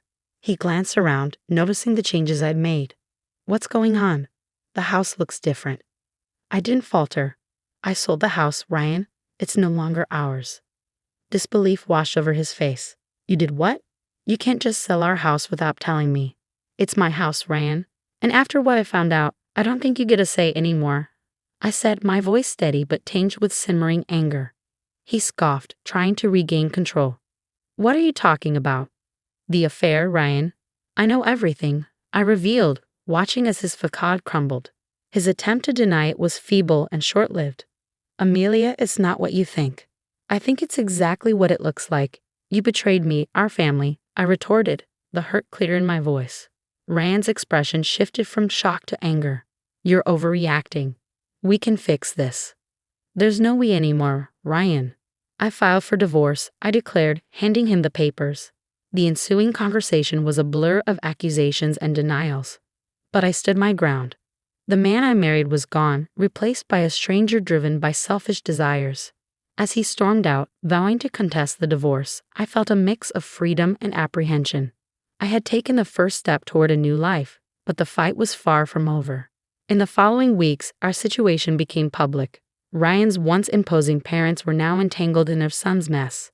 Their attempts to reach out were met with silence. I had cut ties with them, focusing solely on Lucas and finalizing the divorce. The day of the court hearing arrived. Ryan looked defeated, the consequences of his actions finally sinking in. As the judge granted the divorce and custody of Lucas to me, I felt a sense of justice. Ryan's plea for reconciliation after the hearing fell on deaf ears. "You made your choice, Ryan. Now you have to live with it," I said, turning away from him for the last time. News of our divorce and Ryan's affair spread, tarnishing his reputation and relationships. His once proud and judgmental parents found themselves shunned by those who had once respected them. Walking out of the courthouse holding Lucas's hand, I realized this wasn't just an end, but a new beginning, a chance for me and my son to start fresh, free from deceit and manipulation. The future was uncertain, but it was ours to shape. Life after the divorce felt like stepping out of a long, dark tunnel into the light. I had regained control not just of the house, now sold, but of my life. Lucas, unaware of the grown-up troubles, flourished in the love and stability I provided. My days were busy but fulfilling, focused on rebuilding our lives and running the coffee shop, my sanctuary. The shadow of Ryan and his parents lingered, casting a pall over my life. One day, as I was closing the shop, Ryan appeared, looking disheveled and desperate, a stark contrast to the composed man I had once known. "Amelia, please, I need to talk to you," he pleaded, his eyes searching mine for a glimmer of the compassion we once shared. I hesitated, torn by conflicting emotions. "What do you want, Ryan?" "It's about the alimony and child support," he began, his voice filled with embarrassment. "I can't afford it. I lost my job because of the scandal. And my parents? They're struggling too." His words hit me like a cold shock. "That's not my problem, Ryan. You made your choices and now you have to face the consequences." "But Amelia, I have nothing left. Please, for old time's sake," he begged, his voice breaking with despair. I felt a pang of pity, but it was quickly overtaken by the memory of his betrayal. Old time's sake. Those times are gone, Ryan. You should have thought about the consequences before you cheated and lied. I turned to leave, but his next words stopped me in my tracks. "I'm sorry, Amelia. Truly, I am. I was a fool and I ruined everything. Please help me." For a moment, I glimpsed the man I once loved, vulnerable and regretful. But the pain he had caused was too deep, the betrayal too raw. "I'm sorry, Ryan, but I can't help you. You need to figure this out on your own," I said firmly, closing the chapter of our shared past for good. As I walked away, leaving Ryan standing alone, I felt a sense of closure. The journey had been painful, filled with betrayal and heartache, but it had led me to a place of strength and independence. Life moved on. Lucas grew, his laughter and curiosity bringing joy to our home. The coffee shop thrived, becoming a place of warmth and community. And as for me, I found contentment in simple pleasures. The aroma of fresh coffee, the sound of Lucas's giggles, and the support of loved ones. Rain and his parents became distant memories, their legacy a reminder of the consequences of betrayal. My journey taught me resilience and the importance of standing up for oneself. As I locked the shop that evening, I looked up at the sky, its hues signaling the end of another day. I smiled, holding Lucas's hand tightly. Our future was uncertain, but it was bright. We were moving forward, step by step, into a new chapter of our lives. The noise of Alex's voice cut through the clinking of dishes like a sharp knife. "Alara, bring me some tea now." I paused, my hand in soapy water. "Wait, I'm doing the dishes." "What?" His voice was full of disbelief and impatience. "Stop that and bring me the tea quickly. Can't you follow simple orders?" "But," I started, but he cut me off. "What a useless wife you are. Make me some sweet coffee, please." It was Mrs. Whitmore, my mother-in-law, speaking from the living room. She was eating a slice of cake she'd taken from the fridge, her eyes glinting with spite. I sighed, looking at the pile of dishes. "There are so many. Leave them for later. Just do what we say, useless wife." Alex's words hit like a whip, each one stinging. I was Alara, a 28-year-old working mother feeling trapped in a life that felt more like a prison than a home. I got married at 23, hoping for love and companionship. Instead, I found myself stuck with Alex and his demanding mother. Our 4-year-old son was my only source of joy in a bleak world. We lived in Alex's parents' house, a decision I had to accept under the pretense of taking care of Mrs. Whitmore after my father-in-law passed away. At first, I felt sorry for her, thinking she was grieving, but soon I realized I was just a pawn in her cruel game of domestic control. No matter how much I cooked, cleaned, or worked, it was never enough. My efforts were always met with scorn. My meals were either left untouched or harshly criticized. "The stir-fry is so half-hearted," Mrs. Whitmore would sneer. "Cook it properly from scratch." "I'm busy and can only make simple things," I'd say, trying to sound calm. "That's why I hate backtalk from a daughter-in-law," she'd snap. "Cook from scratch." "Why don't you cook then? You're a good cook, right?" I dared to ask once, immediately regretting it. "Why would I do housework when you're here?" Her response was cold and dismissive. "Are you out of your mind?" Their cruelty got worse over time. They stopped talking to me altogether, as if I were a ghost in my own home. My presence, once just unappreciated, now felt completely invisible. 5 years passed in this suffocating atmosphere. Alex and I turned 35 and 33, respectively. Our son grew up, but the heavy atmosphere in the house didn't change. My mother-in-law, now 63, seemed to enjoy my unhappiness. One evening, as I walked home from work, I felt a heavy realization sink in. My life seemed meaningless. To them, I was like a shadow, unnoticed and ignored. The only person who seemed to see me was my son. The idea of losing even that little bit of recognition was too much to bear. When I got home, I started cooking right away, trying to push away the sadness. I made mapo tofu, fried chicken, and a stir-fry with bell peppers and pork, hoping to make our dinner feel normal. "Bring me the mayo," Alex suddenly commanded, breaking his long silence. "Sure, here you are," I replied, handing him the mayonnaise.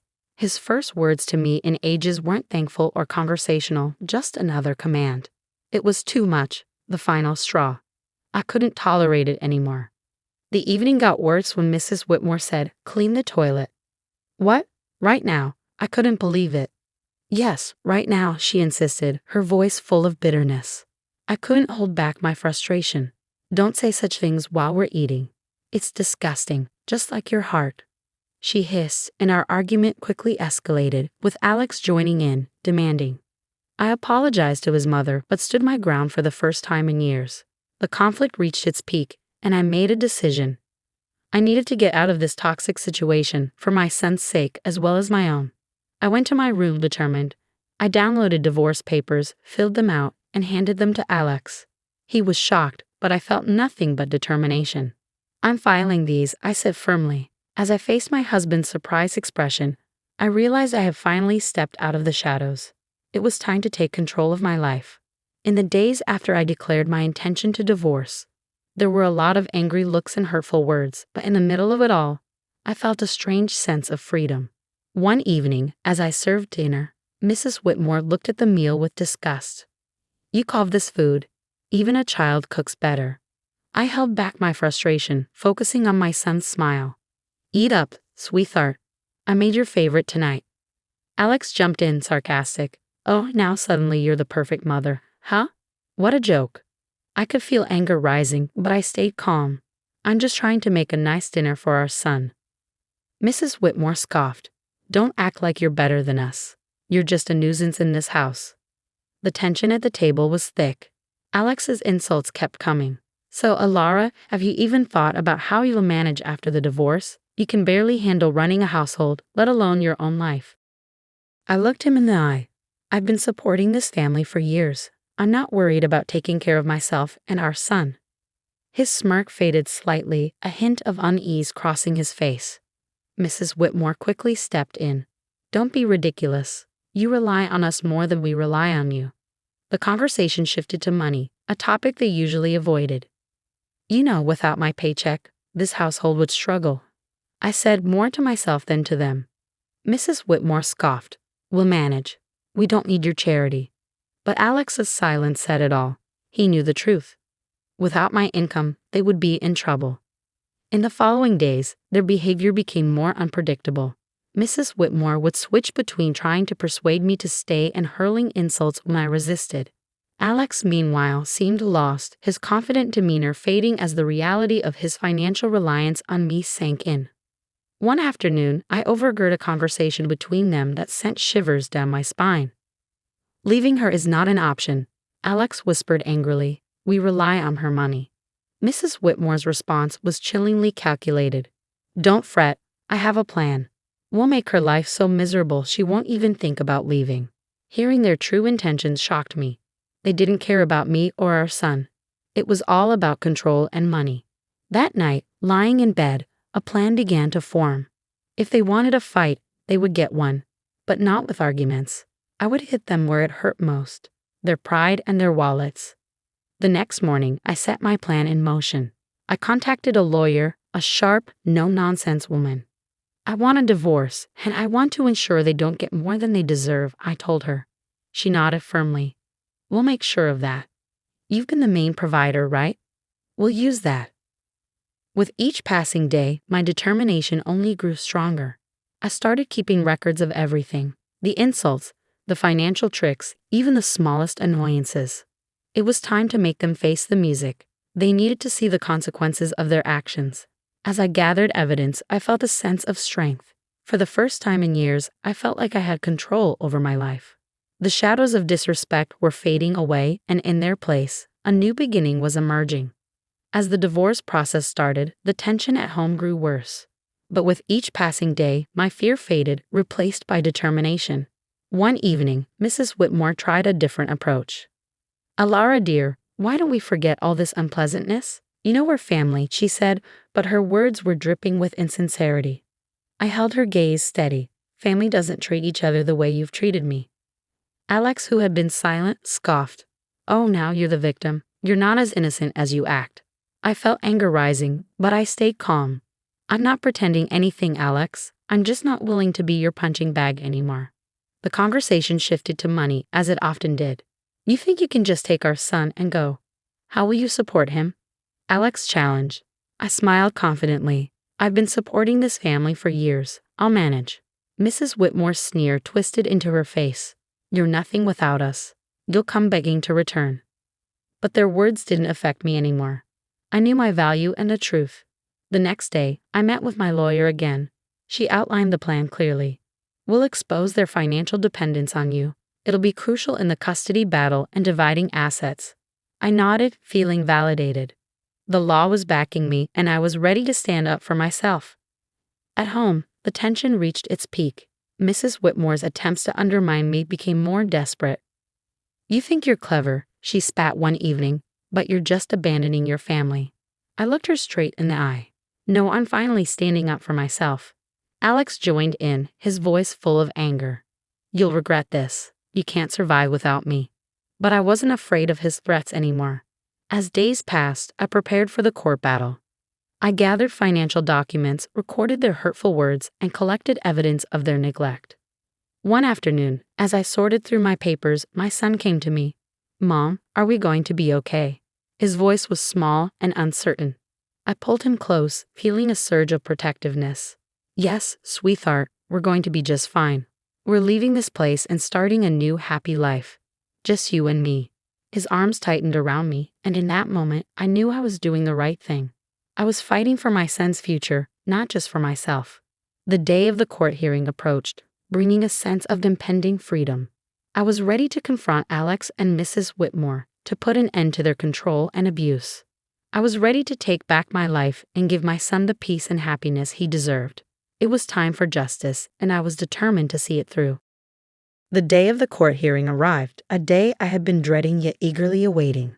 Sitting across from Alex and Mrs. Whitmore in the courtroom, I felt a surreal mix of emotions. This was the moment of change. The proceedings began formally. Alex's lawyer painted him as a devoted husband and father, unfairly accused. Mrs. Whitmore portrayed herself as a grieving mother-in-law, mistreated by an ungrateful daughter-in-law. But their act was transparent, their lies obvious. When it was my turn to speak, I spoke clearly, my voice steady. I have been the only one working to support this family for years. My husband's unemployment and his mother's manipulation have caused constant strain. Alex interrupted, pretending to be hurt. Alara, how can you say these things? I turned to him, my gaze firm. Support isn't just words, Alex. It's about actions, and your actions have been selfish and cruel. The judge listened as I presented my evidence. Financial documents, recordings of their verbal abuse, testimonies from neighbors who had witnessed their behavior. The truth was clear. As the evidence piled up, Alex's facade crumbled. Mrs. Whitmore's calm demeanor cracked, revealing her true nature. The courtroom fell silent, tension thick in the air. Then came the bombshell that sealed their fate. My lawyer presented evidence, photographs and documents proving Alex's infidelity and Mrs. Whitmore's affair with a neighbor, Mr. Harwood. The courtroom buzzed as the images were shown, revealing their deceit for all to see. Alex paled, his eyes wide with shock. Mrs. Whitmore's anger twisted her expression, her hands shaking. You violated our privacy, she shrieked, her voice piercing. I met her gaze calmly. No, I exposed the truth, a truth you both tried to hide for too long. The judge called for order, but the damage was done. Their credibility crumbled, their lies laid bare. As the hearing ended, the judge's decision was clear. I was granted full custody of our son, and assets were divided fairly. Alex and Mrs. Whitmore were left with nothing but their ruined reputations. Walking out of the courtroom, I felt like a burden had been lifted. The years of manipulation and abuse were finally behind me. I had stood up to them and won. But the best moment was when my son ran into my arms outside, his face beaming with relief. We did it, Mom, he said happily. Yes, we did, I replied, hugging him tightly. We're free now. This is just the beginning for us. As we walked away together, I knew this victory wasn't just for me. It was for anyone who's ever felt small or powerless. It was for truth and fairness. It was the start of a new chapter, one filled with hope and a better future. The aftermath of the court ruling was swift and chaotic. News of Alex and Mrs. Whitmore's deceit spread quickly, staining their reputations in our small community. They could no longer hide behind their facade of respectability. In the days after the verdict, I focused on rebuilding my life with my son, but I couldn't ignore the satisfaction of knowing they were facing the consequences. One evening, while preparing dinner, I had an unexpected visitor, Mrs. Harwood, Mr. Harwood's wife, her eyes filled with tears. Alara, I heard everything. I can't believe what Sylvia, Mrs. Whitmore, did, she said, her voice trembling with pain. I invited her in, offering a cup of tea. As we sat at the kitchen table, she poured out her heartache. I trusted her as a neighbor, as a friend, and to think she was having an affair with my husband. I listened, offering comfort. It was clear Mrs. Whitmore's actions had caused more damage than she anticipated. The next day, I ran into Alex in town. He looked defeated, a shadow of his former self, his arrogance gone. I paused, facing him. What's left to say, Alex? He shifted uncomfortably, avoiding my gaze. I'm sorry for everything. I didn't realize how much I relied on you, on your strength. His apology, though belated, marked a shift in power. He had lost everything: his pride, his home, his family. And in that loss, he finally acknowledged his mistakes. But it was Mrs. Whitmore who faced the harshest consequences. Her affair with Mr. Harwood had not only tarnished her reputation, but also led to legal troubles. Mrs. Harwood had filed for divorce and was suing her for alienation of affection. I heard about Mrs. Whitmore's downfall through whispers and rumors from neighbors, painting a picture of a woman brought down by her own actions. She became an outcast, rejected by those she once called friends. One afternoon, I spotted her at the grocery store, her demeanor defeated as she hurried through the aisles. Our paths crossed, and our eyes met briefly. The resentment and defeat in her gaze were clear. You did this to me, she muttered as she passed by. I watched her go, feeling a mix of pity and vindication. No, Sylvia, you did this to yourself, I whispered to myself. The tables had turned, and the consequences of their choices were now unavoidable. Alex and Mrs. Whitmore were facing the consequences of their years of deceit and manipulation. As I saw them struggle, I understood that the greatest revenge was living well, free from their toxicity. Refocusing on my son and our new life, I realized this wasn't just about revenge. It was about freedom, breaking away from abuse and control. Looking ahead, I knew the best was yet to come. A funeral dress with a skirt that's too revealing makes me angry. It seems like you're trying to attract men by wearing it. I'm tired of my husband's unfair thoughts. I want a divorce. I'm leaving this house. My name is Kate, and I'm 40 years old. I love chocolate a lot and often end up eating a whole family-sized bar by myself without realizing it. I used to fight with my sister over chocolate when we were younger. Looking back, I wasn't always a mature big sister, but I've seen adults who act even less mature than I did when I was 25. Back then, I had just married my husband, Kevin, who worked at a bank. We met through a friend and got married after about 6 months of dating. Everyone thought I had a perfect life. But things changed after we got married. Every day, when Kevin came home from work, I would greet him and ask about dinner. If it wasn't ready, he'd get upset. So, I made sure to come home before him, cook dinner, and clean up. It was a bit annoying, but Kevin's good salary allowed us to live in a nice house and have a comfortable life. I thought it was normal to have little arguments in a marriage, so I didn't pay much attention to it. But Kevin's behavior kept getting worse. Despite being married, I still visited my parents often, especially to see my 14-year-old sister who was much younger than me.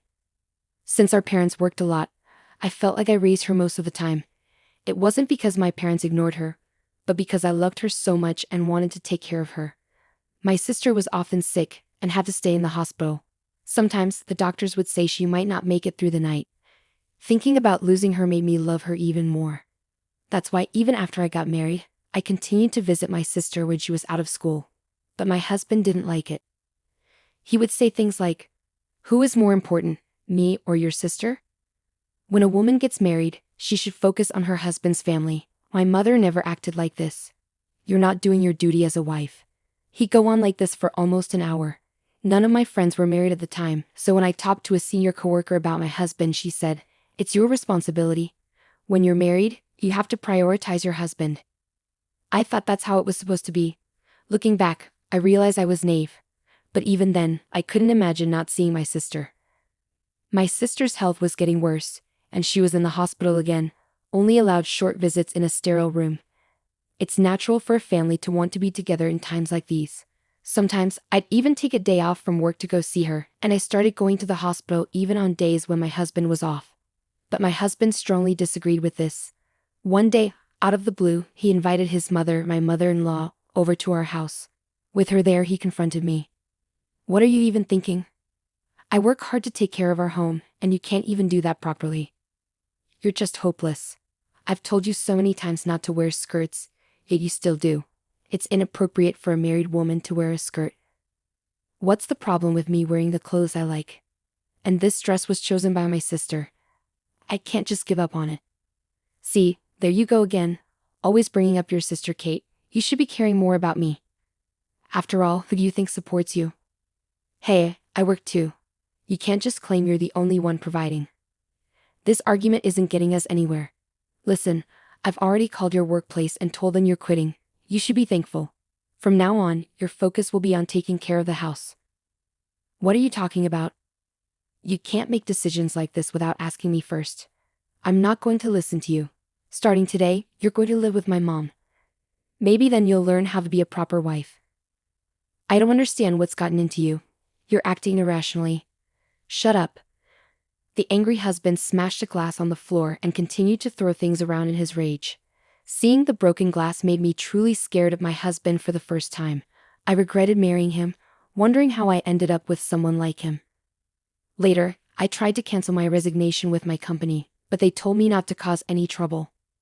It turned out my husband had demanded my resignation in a way that was almost abusive, so I lost my job and had to stay at home as my husband wanted. When I told him I quit my job as he wished, he apologized with a smile, saying he might have gone too far. But after seeing his true nature, I couldn't trust his apology. The next day, my husband surprised me by bringing home a group of his coworkers. He proudly introduced me, saying, "I wanted to show off my lovely wife," and his colleagues joined in, praising my appearance. Then, out of the blue, he declared, "My wife is an amazing cook. You have to taste her food before you leave." I panicked, realizing we didn't have enough food for everyone. "It's fine, just make something simple." "I don't want you to stress out," he reassured me. "I can go shopping if we need more ingredients," one of his female coworkers offered. "Your husband really cares about you. I'm jealous," he added. "No, he's just good at putting on a show. If he really cared, he wouldn't have brought his coworkers home after a big fight yesterday." I thought bitterly to myself as I started cooking with my mother-in-law. After about 3 hours of eating and drinking, his coworkers finally left. "Hi, you." "What?" I instinctively replied, feeling nervous about what might happen next, given his grumpy mood. I was anxious, afraid he might explode like the day before. "Can't you be a bit happier? Seems like I'm not teaching my wife properly," he criticized. I couldn't understand what I did wrong, but I didn't dare to argue. I was too scared. "I'm sorry," I mumbled, feeling defeated. "Even a child can apologize," he scoffed. "Mom, give her a score for today." He turned to his mother for backup. "Well, she's not doing a good job supporting her husband, is she?" "I can't give her any score," his mother replied. "Haha, see, even my mom agrees. She can't even give you a score. How funny is that?"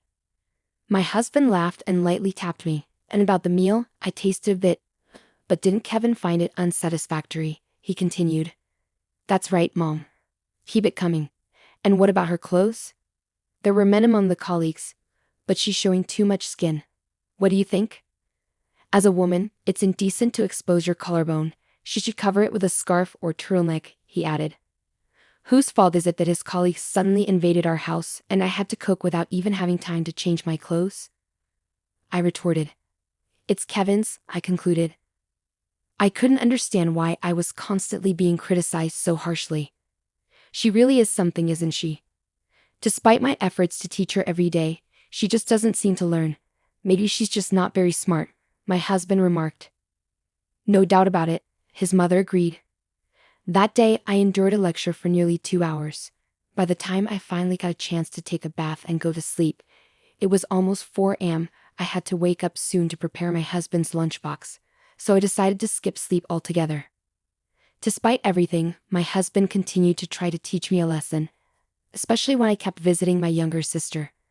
About a month and a half later, I received the heartbreaking news of my sister's passing. "I wished it was a lie," I murmured, desperately hoping that my mother's announcement of my sister's passing was just a cruel joke. I had been warned countless times about my sister's critical condition, and I had even shared what I thought would be my last moments with her. I thought I was prepared, but my heart couldn't accept the reality. She was only 14 years old. I questioned whether my sister, who endured painful treatments and constant hospital stays, had truly found happiness in her life. As her older sister, had I been able to bring her joy? However, the last expression I saw on her face in the hospital was a smile. It seemed she hadn't suffered. "You fought bravely and you did your best. Thank you for everything," I whispered through tears as I hugged my sister and bid her a final farewell. The funeral passed in a blur, and I realized I hadn't been home for several days. I informed my husband about my sister's passing, But as expected, he didn't bother to attend the funeral. Instead, he said something hurtful like, "You should prioritize me over the dead." Unable to bear such cruel words at such a time of grief, I ignored him and hung up the phone. When I finally returned home, weighed down by sorrow, my husband and mother-in-law were waiting for me at the door, looking stern and unwelcoming. "You're quite late, aren't you?" my husband remarked. "A family member has passed away. I couldn't just come back in a few hours. How can you accuse me of lying so easily?" I replied, feeling hurt and frustrated. "What? Are you going through a rebellious phase? Always lying and defying me. Whose wife do you think you are?" he retorted. "Wait a minute, my sister really did die." "It's not a lie," I insisted. I wonder. Even though you haven't greeted me at the door in days, even if you're wearing a skirted suit now, it's hard to believe you," he replied dismissively. "Why is it hard to believe?" I asked, confused and upset. "If you truly love your husband, you should be able to do it. It's your duty as a wife to welcome your husband home." My husband scolded me, accusing me of being incompetent, and don't even think about denying it. "Are you having an affair?" "What? No matter how many times I tell you," he dressed provocatively, "and the other day you were flirting with my colleague. You're just interested in other men, aren't you?" "What a disgraceful woman," he continued, hurling hurtful accusations at me. "What the heck?" I started to argue back, fueled by anger and forgetting my fear of my husband. But then it happened. "Divorce, huh? Fine by me. Someone as frivolous as Kate isn't fit for Kevin, right?" my mother-in-law chimed in. My husband mumbled, trying to stop her, but I seized the opportunity. "I agree with Mom. Let's get a divorce," I declared firmly. My husband kept pleading with me to reconsider, but I had made up my mind. I couldn't risk staying with him any longer, afraid that his violence might escalate. This was my chance, and I was certain it was the right time to end our marriage. So I quickly packed my things and left the house. My husband kept insisting, "If you apologize, I'll forgive you." But I ignored him, thinking he must be delusional. He persisted until the end, grabbing my arm tightly and saying, "Wait." But I reacted instinctively, hitting him in the face with my bag and running away. I headed straight for a specific place, a room in an apartment that I had prepared just in case something like this happened. As soon as I entered the room, I received a call from my mother-in-law on my cell phone. "Hello. Kate, did you arrive safely?" she asked concernedly. "Yes, I'm fine. I'm in a taxi, so Kevin won't find out," I reassured her. "That's good. Make sure to hire a lawyer and proceed with the divorce quickly," she advised. "Yes, I can't wait to start living independently," I replied. In reality, my mother-in-law and I had been pretending to be at odds in front of my husband. It all began the day my husband brought a colleague home. After his lecture ended and my husband fell asleep, my mother-in-law approached me. "Leave this house. Get away from my son," she urged me. Each time my husband criticized me, my mother-in-law, who seemed to have her suspicions, would ask, "Really?" It turned out her late husband had been very much like my husband, and she had endured a lot in her own marriage. In her generation, divorce was frowned upon, so she couldn't end her own marriage. But it seems she wanted something better for me. Watching the interactions between my husband and me, she must have felt compelled to help me. That's when my mother-in-law, with the help of a friend, found a safe place for me to live alone. It's hard to believe she's related to my husband. I can't thank her enough for her kindness. After living in the apartment she arranged for me for 2 weeks, my mother-in-law finally visited, pulling along a suitcase. "Welcome. I'm looking forward to this new chapter," she greeted me warmly. Living with us, my mother-in-law discovered that her own son had changed. Before, he seemed like a good person, the image he presented to his colleagues. My mother-in-law blamed herself, believing that his behavior was influenced by his father's genes or things he witnessed during his childhood. For me, regardless of the reasons behind his behavior, I believe the real issue lies in his inability as an adult to control his emotions. So, I don't hold my mother-in-law responsible. My husband now takes good care of my mother-in-law, but only because he thinks she's on his side. I fear what he might do if he discovers she's been helping me with the divorce. That's why I suggested she come live with me for a while when she prepared this house. At first, she hesitated, worrying that once my husband and I divorce, she'd become a stranger to me. But I assured her, saying, "After everything you've done for me, there's no daughter-in-law distinction. You're like my mother or my sister. That's how I see you. On the way back from my sister's funeral, my mother-in-law steered the conversation toward divorce, intentionally supporting me. Recognizing her intentions, I quickly agreed to the divorce. I thought it would take more time and preparation to leave my husband, but thanks to my mother-in-law's help, that time came sooner than expected. I have nothing but gratitude for her. Finally, the divorce was officially settled through the lawyer. 4 days later, as I returned to the apartment, I was startled to find my ex-husband waiting for me outside. "I found you. You're trying to trick me," he accused loudly. Does he know about what happened? I wondered silently, trying to remain composed. "What do you want now?" I asked, keeping my voice steady. "It's your fault that the credit card and bank account balances have decreased," he blamed me. "What are you talking about?" "I don't understand," I replied, feigning innocence. In truth, before the divorce, I was using my husband's credit card to gradually buy furniture for this house. I also quietly withdrew money from the bank account. It was all part of my plan, I confessed. When I discussed this with my mother-in-law, she encouraged me to go ahead with it, so I emptied the account without any hesitation.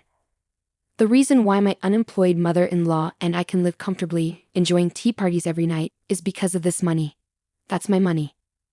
"You can't just do whatever you want without facing the consequences," he shouted angrily. "Remember the money we have? It's from the credit card we got after we got married and the money we saved together. Since we're married, it's both of ours," I explained, smiling at him. Suddenly, my mother-in-law returns from shopping and says, "Oh, you found out, didn't you?" Surprised, my ex-husband stands speechless behind me. "Hey, you're back," I greet my mother-in-law, trying to keep things normal. "What? Why is Mom here?" my husband asks, confused. "Well, because we're living together," I respond, with my husband still puzzled and my mother-in-law acting like it's no big deal. "So, you lied about going back to your parents' house, and why are you living with Kate, not me?" he questions. "I'm lost," Kevin admits. "Well, I've lost hope in you, Kevin," his mother replies. "What? But I'm the one who helped Kate get away," Kevin protests. "Actually, Kevin, Kate and I had already planned to split up before you even knew about it," his mother reveals. "But Mom, you were saying terrible things about Kate." "Yes, well, when I was criticizing her, I was really imagining you in her place," his mother confesses. "What do you mean?" Kevin asks, confused. "Because you're not the sharpest tool in the shed, and you get all worked up over silly things like a woman showing her collarbone. I was worried Kate would be in trouble. She deserves someone better than you for a husband," Kevin's mother bluntly tells him. Kevin is taken aback by his mother's harsh words. Meanwhile, I find her response so unexpectedly funny that I burst into laughter. "Mom, you do realize I'm your son, don't you?" Kevin asks, trying to make sense of it. "Unfortunately, yes. I guess I should have raised you differently," his mother responds dryly. I can't help it, and my laughter grows even louder. "You're just a chit off the old block, like your dad. Watching you mistreat Kate reminded me of my own past. I worried that if she left you, you'd come crawling back to me. I couldn't take that chance, so I left you and moved in with Kate, for both our sakes," Kevin's mother explains. Kevin's mother's confession brings tears to his eyes. He finally explodes, "Is it my fault? Why? You're my child. You've been neglecting me." His mother laughs, almost incredulously. "Do I still need to mother a grown man who's almost 30, she scoffs. A few neighbors gathered as our argument escalated in the yard. They chuckled at my ex-husband's dramatic outburst, saying, "He's really making a scene." With people watching, he didn't dare lay a hand on us and retreated to his house. But the next day, he seemed to have completely lost it. He started spreading rumors about us to his friends and co-workers who used to hang out at our place. "My ex may seem nice, but she ignores her husband," he complained to anyone who would listen. One woman at his office fired back, "You know, your behavior is exactly why women are wary of their husbands. It's becoming a societal problem." Although no one openly agreed, the vibe at work made it clear that Kevin was in the wrong, and he felt increasingly isolated. In the end, my ex-husband, who turned out to be quite sensitive, couldn't handle the judgmental stares and whispers anymore. He quickly quit his job. It's ironic how he was so quick to criticize me but couldn't handle criticism himself. How sad. Feeling alone, He sent me a lengthy letter trying to justify his behavior and boasting about his greatness as a man. The letter was a whopping 10 pages long. I was surprised when I received the thick envelope. I had blocked his texts, but if he could write this much by hand, I can only imagine how many texts he would have sent. His final line was, "If you ever miss me, feel free to contact me." So I playfully replied, "Then please go ahead with the property division." That sparked another big argument. I used to be afraid when we lived together, but not anymore. I stood my ground with my lawyer.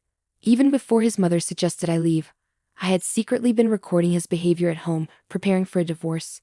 All those months enduring his hurtful words paid off. With the evidence, I successfully sorted out the property division. After that, I moved out from living with my ex-mother-in-law when I found a new job. It was still close enough for a reasonable commute. Surprisingly, she had found herself a boyfriend. It turned out the person who introduced us to the apartment was her new beau. She left with him, holding hands, and said, "Come visit us once we're settled."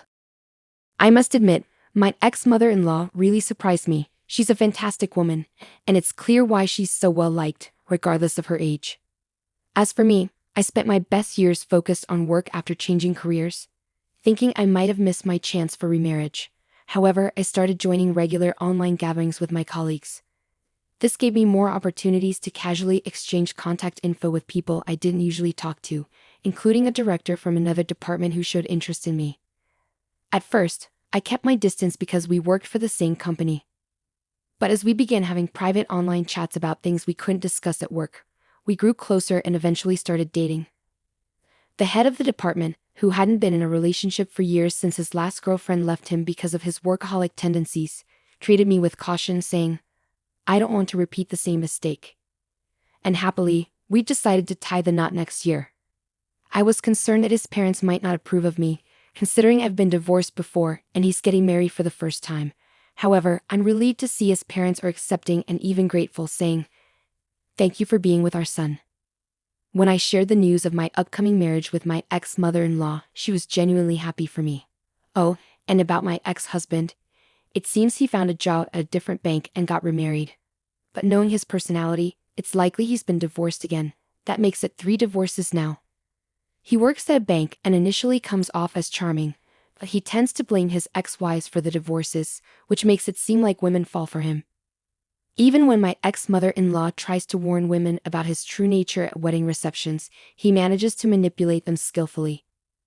Well, after 3 divorces, it's likely he'll start being avoided by women. I just hope there won't be any more victims. With the way he's going, he probably won't have a good ending because he's likely disliked by many women. But honestly, it's not my concern anymore.